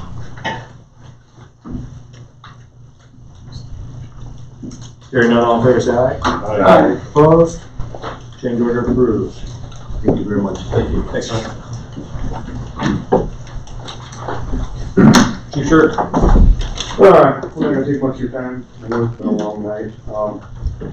My original proposal was to inform you guys about the COPS grant program. We're gonna essentially add another officer to the Beresford Police Department.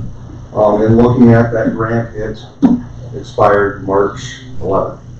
So that grant is no longer in effect for this year. So what my proposal is I just want to talk to you guys about adding a 5th officer and why we need a 5th officer. Going to be kind of a question and answer type deal.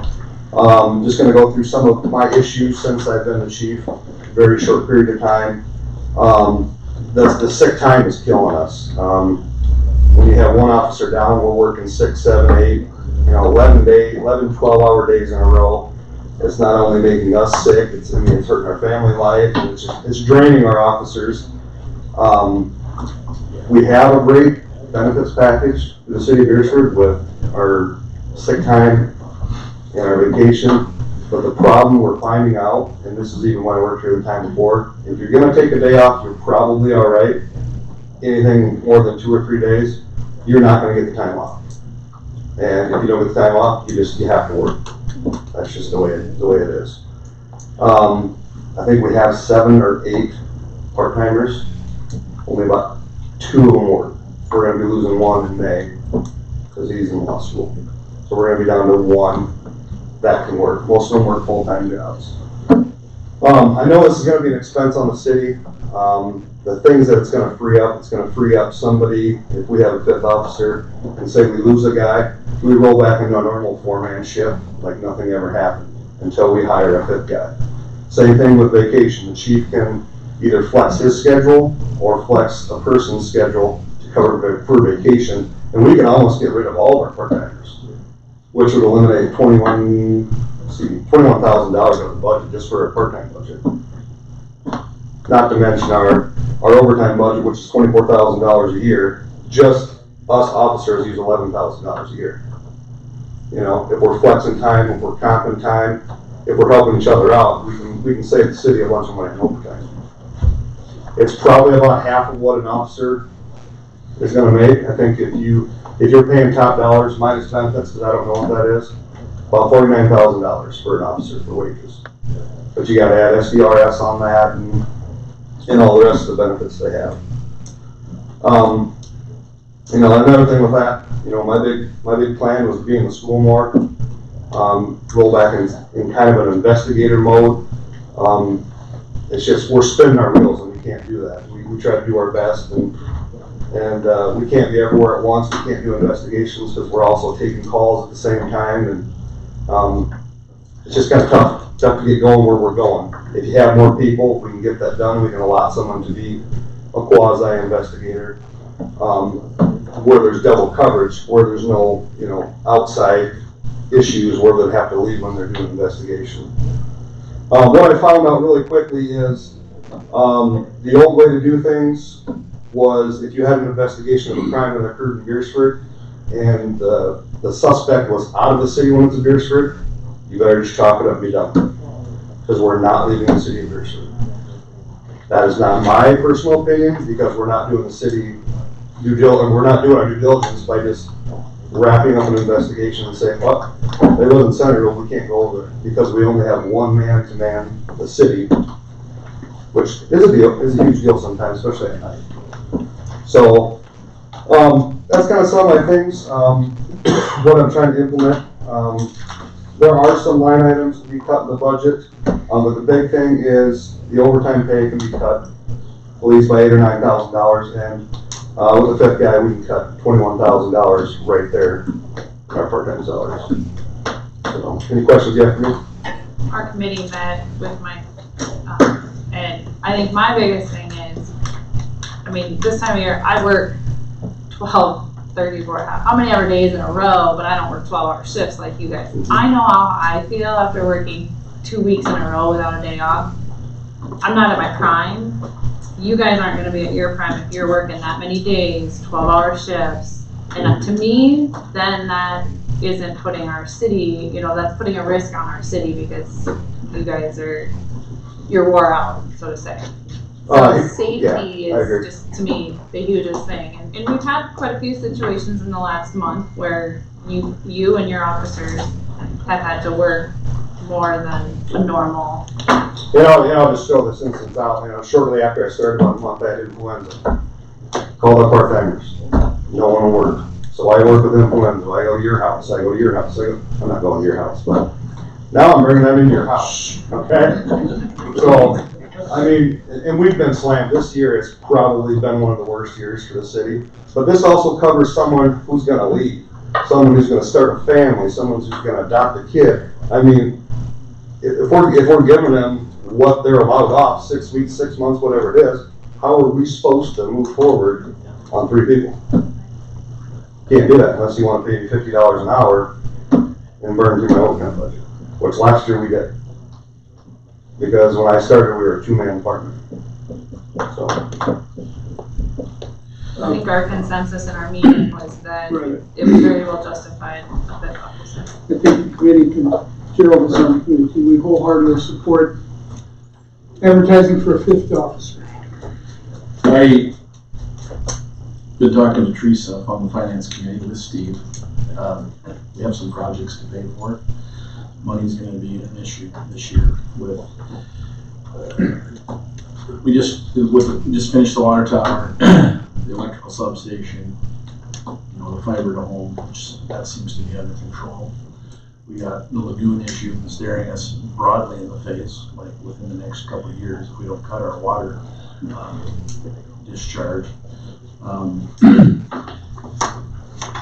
We're talking about doing $50,000 worth of cameras to try to prevent that. I mean, we need to find out, and we need to have a meeting with our city administrator and our finance officer and talk about where the money's going to come from for all this. Well, and I think Chief Shirk has really done some research on his budget, on where maybe we've over budgeted on items, plus he's run the numbers on what this officer would cost, but what this officer would save us. So I think, he's done some of the research for us. What is benefits, taxes, payroll taxes and benefits on a $50,000 salary? What's that equate to? 7.65 for the retirement, and it's about 15% now. Yeah, Insurance, health insurance per family, 22,000. We pay a new officer, So 20 or 21? Yeah, so that 50 becomes 80 really fast. If they have a family insurance. I agree, and this is something that should have been done years ago, quite honestly. And you look at departments our size that are around our area. You got Lennox, you got Elk Point. They both went to a five officer, roster. They're not working 45 hours a week, but we're union, so we have to abide by the union contract for that. The way it was before is if you're sick, tough, you're coming to work. And I'm in uniform tonight because I have a sick officer that wanted to come to work, and I said, you can't come to work. I mean, he's pretty bad, so this is just like perfect that I had to work tonight to show you that, hey, this is happening. And I think everyone knows if you look at the numbers, how much you're paying me in overtime and how much you're paying our other officers in overtime. It's, we're burning through that budget quick. I think we could get a report of the payroll of our officers pretty easily to show the numbers. Not opposed to it. No, I understand. At some point, we gotta figure out where all this money's coming from. And I think the other concern I have is right now, some of our sales tax revenue could be impacted with the economy. And I think all the departments really need to watch what we're spending. We need as much of that money coming back. I'm being pretty responsible of this, but I'm not saying you're not. I'm just saying the way that things have been may not be the way things are going to be, this year. Totally agree. We're in the third month of a new budget, and so budget time is in the fall for next year, and obviously that's something we can work in. Yep.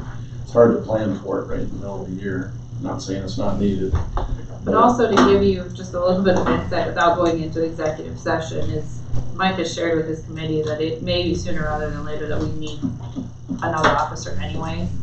So that's where this is kind of some for pre-planning as well. And I'll be honest with the officers, they jump on those words. So we need to move. Any other questions? Do you have any idea how much of your budget right now would be able to be spent on the salaries versus how much would be required as a new budget like mine? Can you guarantee, and this is an impossible question, but no, you can't guarantee. The part-time and overtime, is there a way that you can say, Chris, I know we'll go? Listen, I don't know if this is right or not, but what I'm letting my officers do now is if they have overtime, if they want to comp it, let's comp it. And they're being receptive of it. What I mean by that is if you stay over an hour, let's comp an hour, come in an hour late, or leave an hour early. So They're being really receptive of it. I think, let's see, I don't have the numbers for, I think we got paid for, I mean, I think we have like $1,000 right now spent on part-time for the year. Don't quote me on that number, but we could eliminate that altogether. and I mean, even like, So it's really like schedule 20,000 flexibilities, you know, if we don't have to dip into overtime and we can provide adequate coverage, but maybe not 24/7 coverage at all times, you know. I think Being very aware of I talked with, I can't remember who I talked to. I talked with the committee about, our hands are really tied with the union because the way we used to get paid was weekly. So the union states you have to work 45 hours in a week. Because I was looking at all this, I spent 5 or 6 hours trying to do different schedules, trying to save the city some money. We have to abide with the union contract says. Now, if we get that split up in a 2-week time period, I think we've got it right. I think we'd be able to work with some, not only that, the morale would change in the department, because quite honestly, there's not a person on our department that wants to work 12 hours. They signed up for it, so that's what they're doing, but, you know, if the committee meets with the union rep or whoever with Tom, we need to get some stuff changed in the union and we can start saving more money. But right now, the only thing, I mean, earlier this year was $6,300. You know, we probably cut 19 out right now for a part-time salary and 8 or 9 out of the overtime budget. As of right now. His question, any other line items outside of wages that you think the budget was over budget? You don't think you're gonna spend the money? Well, You did save the, $6,000 from that teletype. Yeah, but we spent $9,000 on tasers, so. Yeah, that was before that. No, was that last year? So the only thing I've taken out of that was body cam, $699. Okay. Please don't mind. So there's a little there. Is that the only thing you can think of? There's a couple items that were zeroed for the last 4 years. Let me just We look. have a vehicle. I mean, it's nothing crazy like that. I mean, no large item. No large. I mean, you get part-time salaries, you got the overtime. That's the biggest line item you're going to save there, roughly, you know, $30-some thousand. So Troy brought up, you mentioned vehicle. We're not gonna be looking at a vehicle in the immediate. Are you gonna be asking for a vehicle in the next budget? Sorry, just making sure we're this time. We got $160-some thousand on our garage. What my plan is the surplus. I don't think we need a new vehicle. I think we can get one off the state surplus for a third of the price we can for a new one. So yes, we already have a new vehicle. What's that cost? I don't know. I don't have the numbers in front of me. 20 versus 60 for new? I don't think we need an SUV. So if you can get by, spend $10,000 on a car, that's 30,000 miles on it, or 8,000, or. We're not going to spend $57,000 on an SUV. We already have one. Perfect. That's just my theory. So. I got a question. Okay, on this grant money, I know it's too late this year. What kind of money are we talking that they would pay? Part of it, how much, do you have any dollar amount? So that, I don't know if we'll have it next year, but are you talking about the COPS grant? Right, I mean, like next year, Yep. say 10,000. So what they would do is they would pay for 75% the first year, 50% the second year, 25% the third year, the fourth year. You're all on your own. So part of that stipulation is you have to keep the officer on for 4 or 5 years. You can't fire him after they stop putting in their money.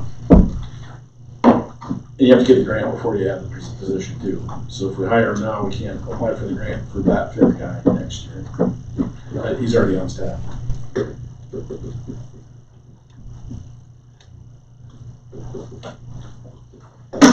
So I understand it's a huge expense, but just throwing out there what I need from my department. So, any other questions? Can we advertise without commitment to actually hire, or is that a bad thing to do? That'd give us a couple weeks before the next meeting to evaluate some things. I don't see why we couldn't, but I mean, you're spending money to advertise. If you're spending money to advertise and you're not hiring somebody, you're wasting your money. And we don't have very much advertisement, fees in our budget. $200. That goes pretty quick.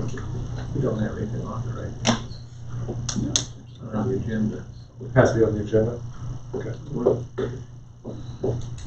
Maybe say we have to specifically have it on the agenda to vote on it. Yep, that's fine. Put it on the agenda for next. Next time.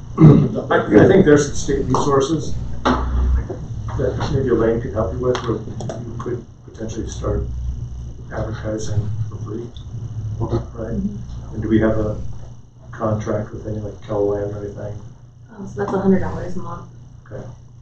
Through Keloland, but, I mean, if you're Facebook has been. I mean, yeah, we can listen, we can do Facebook, we can, social media is huge, but. State of South Dakota's website, I'm sure is free, job service is free. SDML, magazine is free. You might want to start sooner rather than later. Alright, so good. Okay. Anything else? Thank you. Thank you. Thanks, Mike. House Bill 1262. Is it completely dead? Yeah, they're dead. Okay. They were not happy when I listened to the Senate committee. It was, yeah, it was pulled at the last minute. It's pulled with some anger. Senator Colbeck was not happy about this. No. But, yeah, but it's not gonna go away forever, however. I would anticipate the same fight next year. But it's a win for now. Live for another day.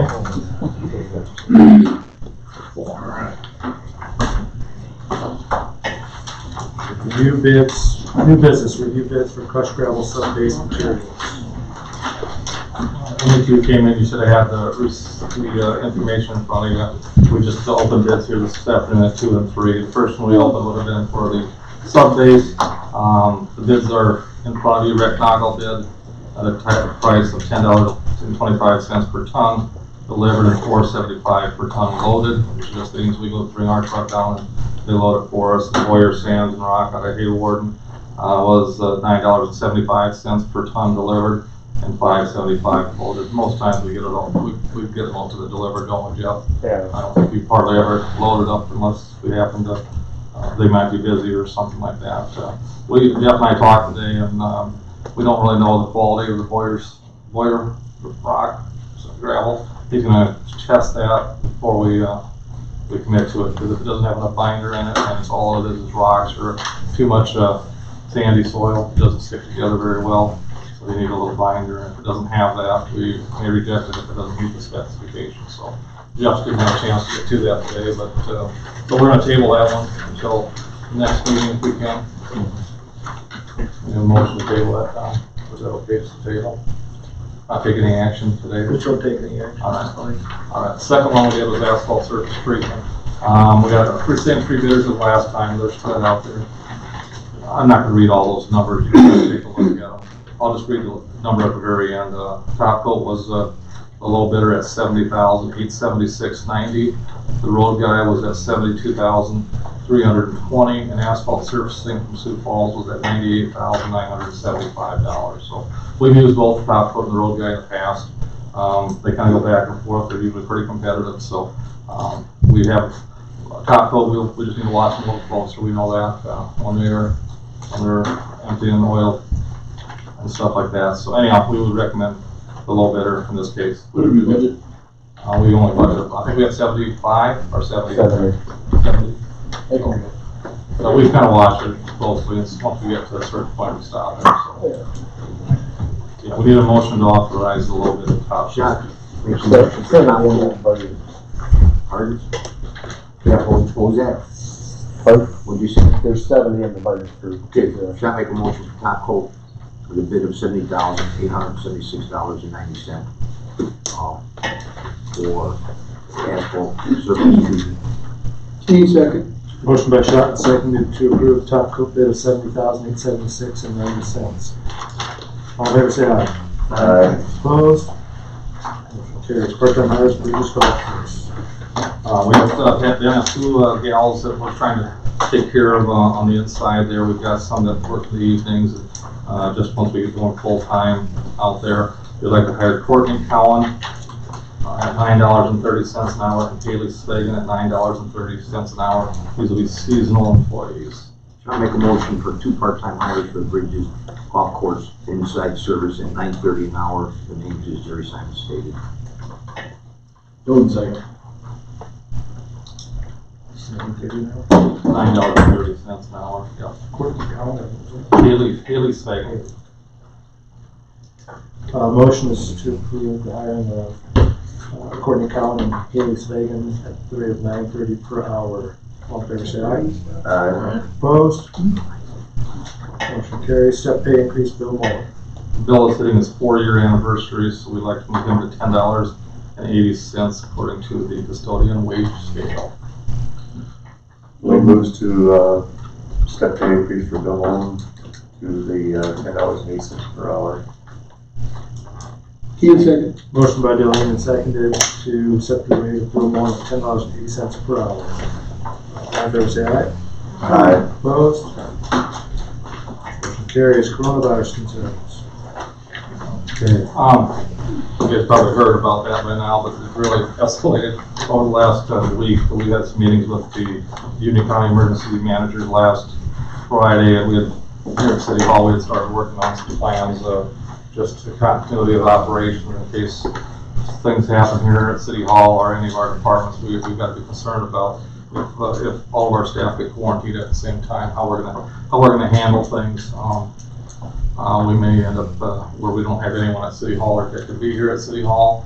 So we've taken a few actions along with Todd and his staff. Have got some of the girls' computers at home that they'll soon be able to work from if they aren't already available to do that. We're taking action in other departments trying to do certain things too, working with some of our local or other municipalities in the event that we have the same issues that might happen in our water department, sewer department. We just don't know what's going to happen, so we're just trying to get some type of a feel for where we go if we run into the worst case scenario. So we've been working on that quite a bit, how we're going to get the word out to people as things happen, using social media quite extensively. That seems like that works a lot faster. We don't have time to use our newspapers and things like that like we used to, so we're working with our Civic Ready, which we implemented here about a year ago. We've got Facebook that we've got pages on, all those kind of things that we've been working with. We've had some meetings with Brian at the school there, trying to keep those people informed of cars. Ambulance crew have been meeting, getting their protocols in place for dealing with people.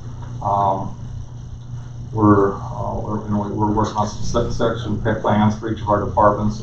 We've identified obviously the most crucial services that we can't really do without as a city, and other areas that are valuable services, but then again, if something would have to be closed, it wouldn't ruin the whole operation of the city. So those are some things that we're working on right now.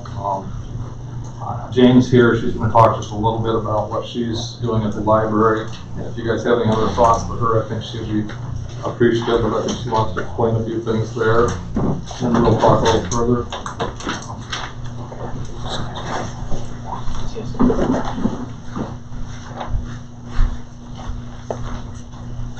As of, today, we were open today.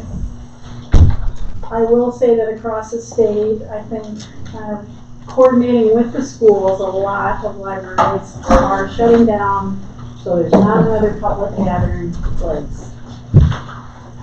Lee, Brookings, Canton, Flandreau, Freeman, the State Library, Siouxland and all of its branches, Mitchell, Yankton, Chamberlain, Madison, Sisseton, Bell Rapids, Bison and Clark, I know for sure are closed. North Sioux City their council was going to decide tonight if they would stay open. Then their school public combines. Elk Point, Lennox, Alcester, Parker, those are all closed. Of course, their school is closed too. So, I will say today, we were open. We did kind of implement some rules of no more than 10 people in the library at a time, trying to keep the crowd small. So I will say there was 12 in there at one point, but just because I didn't want to split up a family and have 2 kids have to sit out in the entryway or whatever. But we tried to keep it limited to 10 people. We had 3 computers on today, they were at least 6 feet apart. We rush them all down every night, we're rushing off books, but we've been doing that for 10 years. During a high flu season we started, and we got a lot of dirt off the books, and so we just have kept on doing that. We're spraying things down, cleaning ladies wiping off all the doors and handles. The computers can only be used for, we're not gaming on computers, so Yep, we've no cut kids, that no back, so gaming. we don't have kids that are sitting there for 3 hours gaming or something like that. We're Today using we them checked for- out 340 items, 136 were returned. We had additional calls for things that we renewed over the phone. So we did have a busy day. I did tell people I did not know if we would be open all week or not. It's hard for me to recommend not to be open, but we did have at least one family in today that was coughing and coughing and coughing. It just won't stay home when it should. We cleaned and sprayed behind them. Is there any signage up on the doors about please? Same as this one. Plus, we put an additional sign up because we have our bathrooms right in the entryway. We said, would you please wash your hands when you come into the library and when you leave for another. I'll go We can't make them, but we ask. If folks are in there coughing, look like they have at least one or more symptom of some sort of a cold, or we need to ask them to leave. Because it's not safe for you, it's not safe for others. And you know, this was a mom with 3 kids, and I did ask the young boy that came in by himself, or with his 2 smaller, younger siblings, and he was coughing and runny nose. I did say, you can't stay today. You know, you've got a cough, plus you're not going to be able to play games on the computer all afternoon, so you're left. And it's they are normal fixtures there pretty often. I mean, I think it's a great resource to have open so that people have access. But I don't want to see, let's throw this out there, you're not a daycare. And we can't have people relying on you and your staff to operate as such.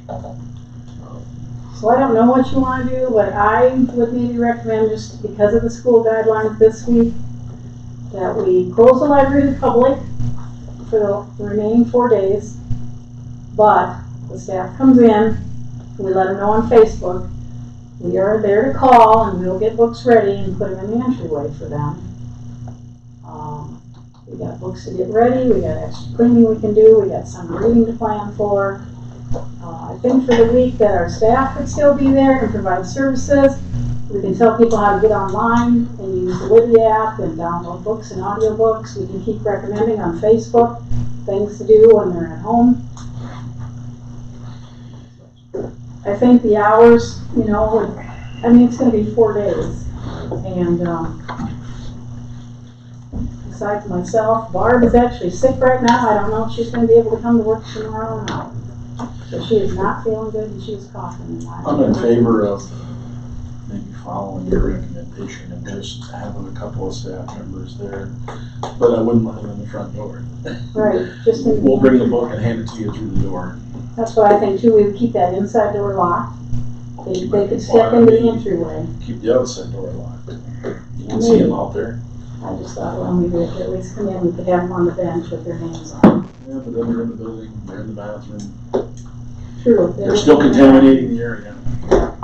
I did talk to the school today. I talked to Mr. James. They have 4 of those guns, you know, that spray the mist. I don't know if you've seen them on TV or not. You put pellets in them. They have some sort of chlorine type mist that comes out. They have 4 at school. They're going to do a deep cleaning, but I asked them if we wanted to, could we borrow one on Friday and then just kind of disinfect the whole library before next week. And they said they thought so, and they were going to double check with Jared Wilson. I agree. I think it'd be wise to follow the same plan the school is. Kids are going to have to get used to it. As nice as it would be to have a place for them to go, it's also not a daycare, and it's you folks are just as susceptible as any of us. So. And we'll be back next week for services, and just again, we're going to all have to maybe see what happens. You're right. Maybe we're going to see what happens, and maybe continue to provide limited services. The universities today announced that there'd be no students on campus until April 6th. Everything's online, and I know Augie is actually another week.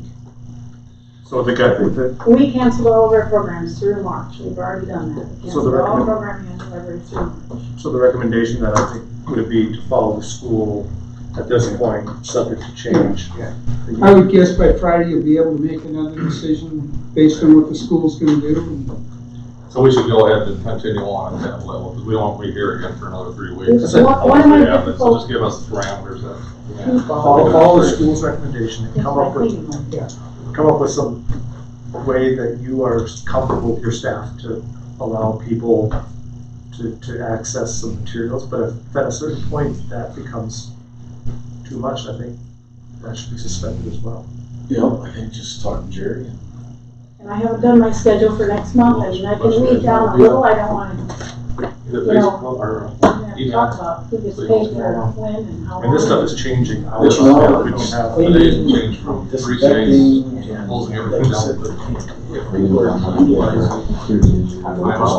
Checkout service. That's safe.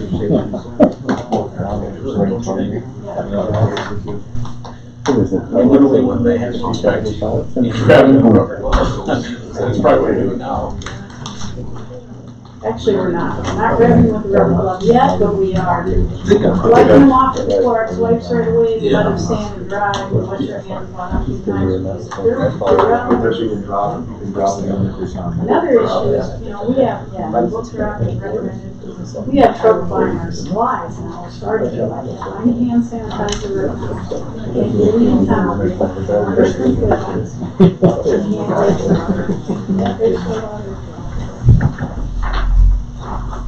So, that's kind of what I was thinking, it would just prevent people from getting used to using us as a gathering place. But I still want to provide as many services as we can. And if people start getting laid off and they can't afford the internet at home and they need to apply for food stamps or food assistance or, you know, need to use the library for something, we probably need you there at some point. I can advertise that we have free Wi-Fi outside your car, but you can access it if you have your own device. You made a comment, you're out of supplies, or you have supplies. We aren't out, but I'm, you know, I am kind of getting low on hand Towels sanitizer. or toilet paper or all of the above? Getting a little bit low on toilet paper and I couldn't get any hand sanitizer purchased. But I did buy a whole bunch of Clorox wipes, so I'm good on those for a while. It was good judgment. Okay. So again, we want to still offer our services as much as you can, but kind of. Take out safely. Containing people, yeah. It's like the takeout restaurants, it's gonna be takeout only. services. You're right. Thank you. Thank you, James. I had Jerry print out a copy of the schedule for the Bridges Event Center. April's not listed, I think there's only one event, and it's at the end of April.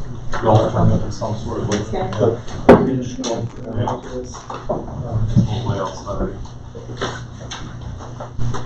As a starting point, right now the CDC is saying that we should limit all public exposures to 10 people or less. I think some cities and states are saying no more than 50. We have 2 fairly sizable events coming up. One next Tuesday, which I think is the Beresford High School girls basketball recognition, and then we've got the prom meal on the 28th. I'm guessing the school's gonna take care of that one on their own. I think that's a booster club, perhaps they have put on that. Oh. When they do the recognition. After prom party, right? After prom party, the prom dinner is on Saturday the 28th. After prom's at school. After prom's at school. Yeah, that's my understanding. So, unless they moved it to the golf course. You know anyone? Not that all. It's been school for the last 3 years, 4 years. I think we should contact the school and make sure that they're aware that this is probably not gonna happen at the golf course. Better now than the day before. Well, they've canceled all school-related events this week, and we're just waiting to hear what next week's gonna happen, and these would be school-related events, I would think. So if they're gonna cancel school again next week, they're gonna cancel these events too, right? But I think even above and beyond, I think we are obligated to follow CDC guidance, and we should be proactive and just outright cancel these events ourselves. Right. So there's no question, because I don't want to get backed into a corner where somebody But all of a sudden shows up. sorry, has CDC though even given a deadline, like you can't have these events through this date? No, they haven't mandated anything, these are recommendations. I thought it was No. 50. 8 weeks is the recommendation. Yeah. Was it? Tentative. I guess that we've got to follow recommendations, but at one point, enough enough. These school functions, honestly, I think we leave that up to the school, not us. No, I don't think so. This is our building. This is not a school building. Yes, but we don't supervise the activity. We do. No, but it's our building, and if they need to have it, they can find another place for it. I think we need to cancel these events, anything more than 10 people through the end of March. I think we need to revisit a whole host of events potentially towards the latter part of April and getting into May, if it goes there. We don't want our staff around 300 kids. We don't want our staff, I don't think it's prudent for us to have our staff around 75 to 100 high school basketball players potentially next Tuesday. I think it's You would rather terrible follow idea. CDC recommendations so there's no trouble, better safe than sorry. Where is April? Do we have a schedule for it? We don't, because there's only one event. It's Oh. late April, it's 8-inch golf tournament. Okay. So, once we get through March, there's not much until late April. But I'd also like Ben to be proactive and reach out to, especially there's some weddings in May, not cancel, but make them aware that if we are still in this situation, then we will follow CDC guidance, and they might very well need to replan these events. Right. Because again, we cannot have 300 plus people in the golf course when every other state building is saying no more than 10 people or 20 people. The other question that Troy had, a good point, but I agree with you, is that we can make a function at a later date and maybe work with the school on a discounted amount or something for a later date. I'd rather do that. If it's at all possible. I'm pretty sure it's on. Oh, all right. What is state, what's their latest change on gatherings? It was 250. It was 50 yesterday. It was 50, correct? CDC this afternoon about 3 o'clock came out with 10. No, I said the state, not Not CDC. It was 50 yesterday, but the CDC came out with 10 today, so they may reevaluate that. Okay, so the state's still at 50, but they're gonna follow CDC, so. I'd rather be safe than sorry. I mean, we tell the library that we don't want them to have more than 10 people and actually shut the door, but yet I think it would be Do we kind have, of counterintuitive to then allow 75 to 100 plus people into the golf course. I would assume the schools limit that anyways. But we don't actually have anybody that works these events.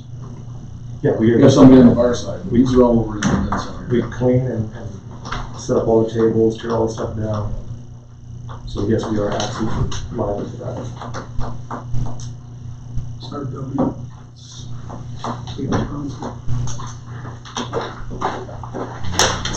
I think we should reach out to them and say. Well, those are the easy ones to cancel. It's these ones is May when you see Yeah, all these these weddings weddings, that are coming out that are really, that's gonna take a big hit on your revenue. And those are our cash cows, if you wanna call them that. And we start eliminating all them, which if it happens, watch out. No. Insurance doesn't cover viruses. Not for viruses, so you already checked it. Well, hopefully by April, So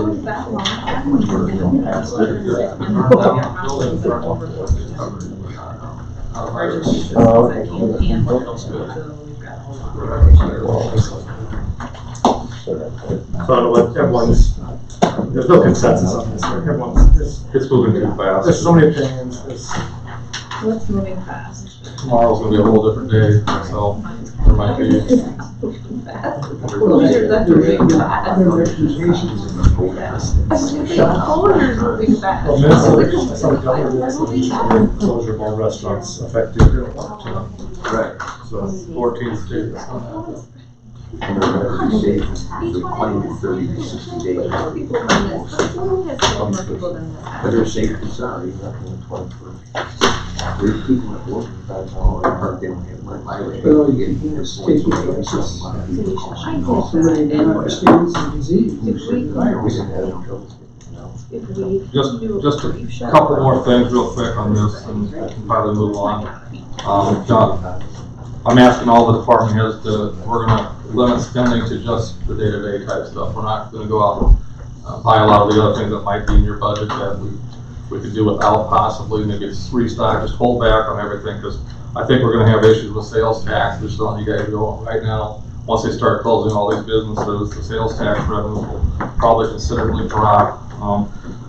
We won't have a lot of visitors coming to our town. If we start 300 people that are going to these events out of the bridges aren't going to be coming to town, it's going to hurt a lot of these businesses in town. So just want to make sure that you guys are aware of that. We probably, we're going to have people that are not going to be working most likely, might get laid off from some of these businesses in town.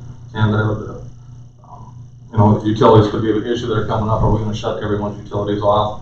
Or are we gonna let them go another month or so without being shut off? That's a lot of the rural electrics in Sioux Falls just implemented that. They're not even charging them a late charge, but I don't know. Assuming that's gonna be a case-by-case evaluation, whether they have the ability to pay or just. Some of these people we've already got, they're already running late. They've always been running late. There are gonna be a few that I think we can justify if they come in here and, hey, I just got laid off from my job and I have no income and I'm waiting on unemployment. Please don't shut my electricity off. You guys aren't going to probably have to deal with that, but we're going to deal with a lot down here. And I just want to make sure if we are trying to work with these people a little bit, you know, they are citizens of Beresford. We try to help where we can. I just, come on, I don't want to use the staff out first, but we're going to be laying some of them off. And they live paycheck to paycheck. And I guarantee some of them will not be able to pay their utility bill for a few months, probably. So, Do we have that many people remaining on late payments right now, or no?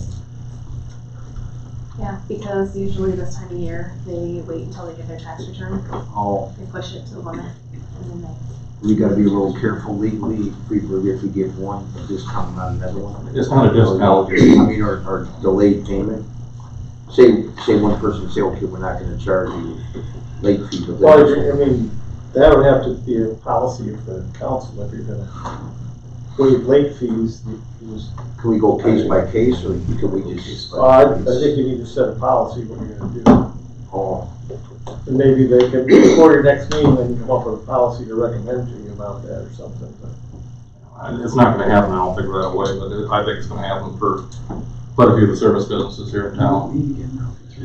It's gonna be May, you know. It's gonna lag a little bit. It's gonna lag a little bit. People are gonna have money for sure. If they get laid off, they're not out of money today, most of them. Okay, let me rephrase. They should have already paid their bill this month, so that's 3-4 weeks from now before their next one's due. Maybe that's how I should have phrased it to start with. So we can make a policy. I think coming up with a policy might be, or some outline of what your expectations, because it's not fair for you to. They shouldn't have to make those personal decisions when someone comes in. Don't. If you want to come up with a policy that everyone agrees. Yep. Something we can approve the first meeting next month, before we get into the next billing cycle. I received something from the FCC today about Keep America Connected pledge. And so they're talking about the next 60 days and they're asking like us as a telecommunications company not to terminate service to any residential or small business customers because of their inability to pay their bills due to the disruption caused by the pandemic, and waive any late fees that any residential small business customers incur because of their economic circumstances related to the pandemic, and also open its Wi-Fi hotspots to any Americans who need them. So our industry is looking at it, and there's a bunch of people that have already signed on, some large companies, national companies anyway, so I don't know what our industry yet. It came from South Dakota Telephone Association, and I haven't seen what other member companies have done yet. So. I got a couple calls from senators, Dusty Johnson, a couple other ones talking about the virus, washing your hands, and anyhow, you could, you know, go to churches, you know, trying to give some information on the phone, which I thought was very nice. And they called quite a few people in town, so every little bit counts. And then Faith in Action, we had a little letter, you know, if you needed help, that was kind of nice too. Every little bit counts, because when you're in the jam and you got laid off, you got 3 or 4 kids, it's gonna get pretty tough. Hi, Kate. You're the Faith in Action. Wants to be a resource. Yeah, the one that went there. So, if the city gets phone calls, they have some options that they'd like to offer to others.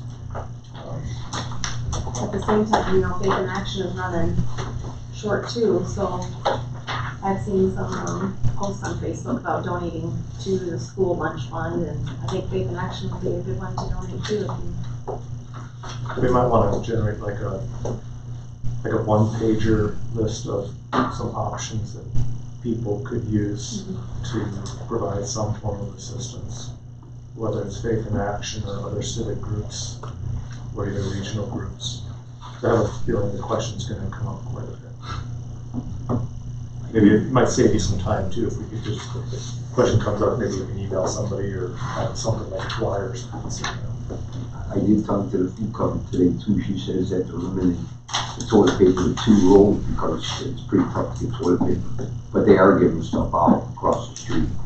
And she's low on some stuff, but she does have some, you know, other stuff, food and cleaning and stuff, paper towels.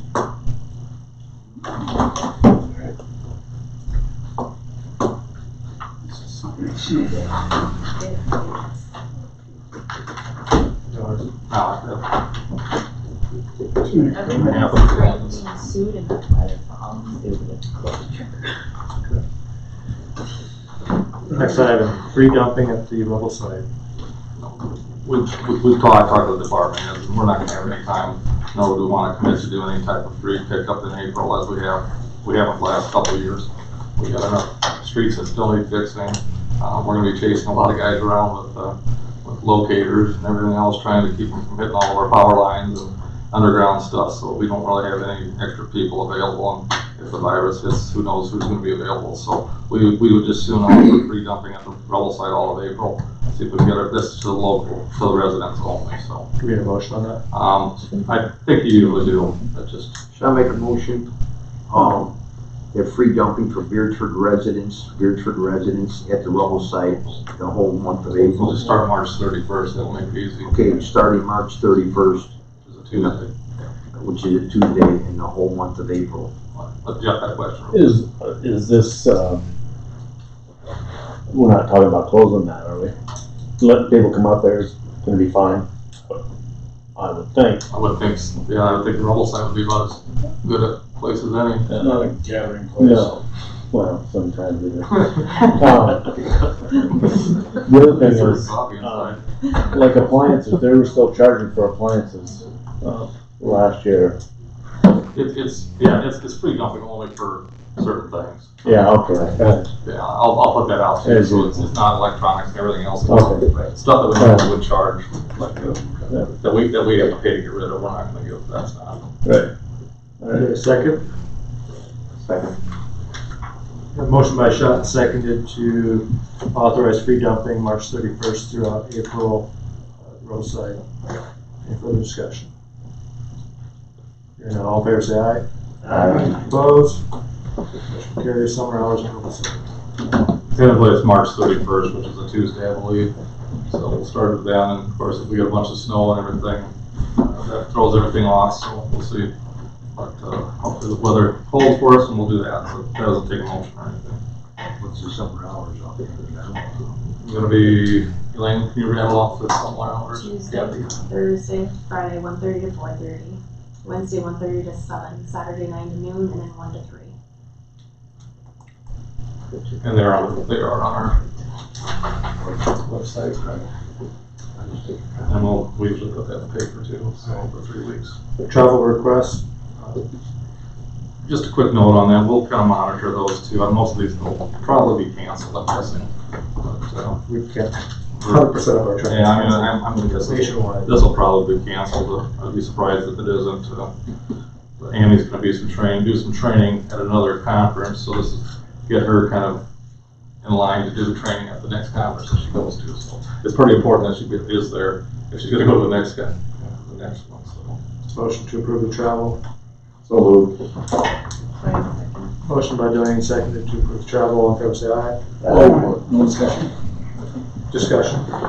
Why would we approve travel, letting someone leave our city limits on city time, on the clock, if we're going to not allow any gatherings of greater than 10, but we're gonna send someone to a gathering that has greater than 10? I think that's what he just said. That's what Gary just said.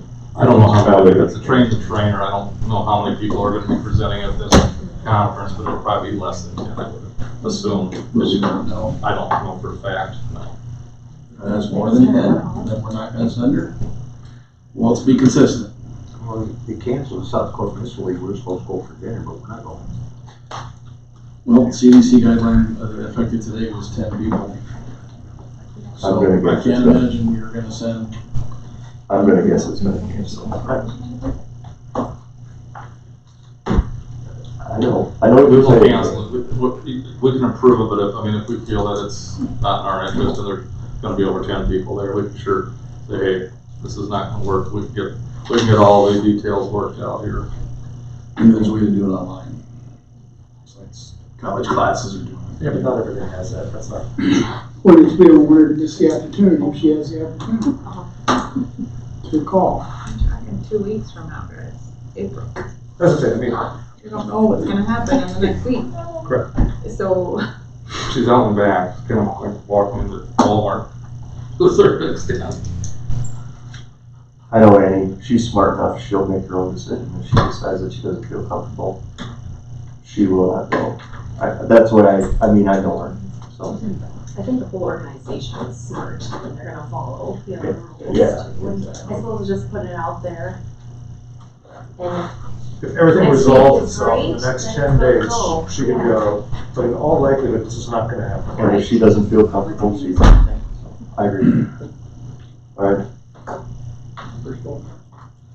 or is not going. What? That's it. so are we vote on Is there more discussion? All in favor, say aye. Aye. Opposed? Nay? You a roll or do you have to do? I think we got it. Okay. One day. Correct. Is there a motion to pay the bills? Go to move to pay the bills. Second. All in favor, say aye. Aye. Opposed? So we have 90 days. Motion carries. Motion to enter into executive session for contract negotiations. Do we lose?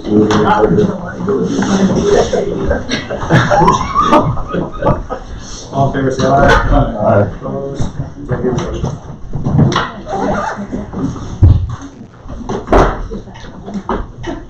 Yeah. See you later. What's that? What's happened in the last 4 hours?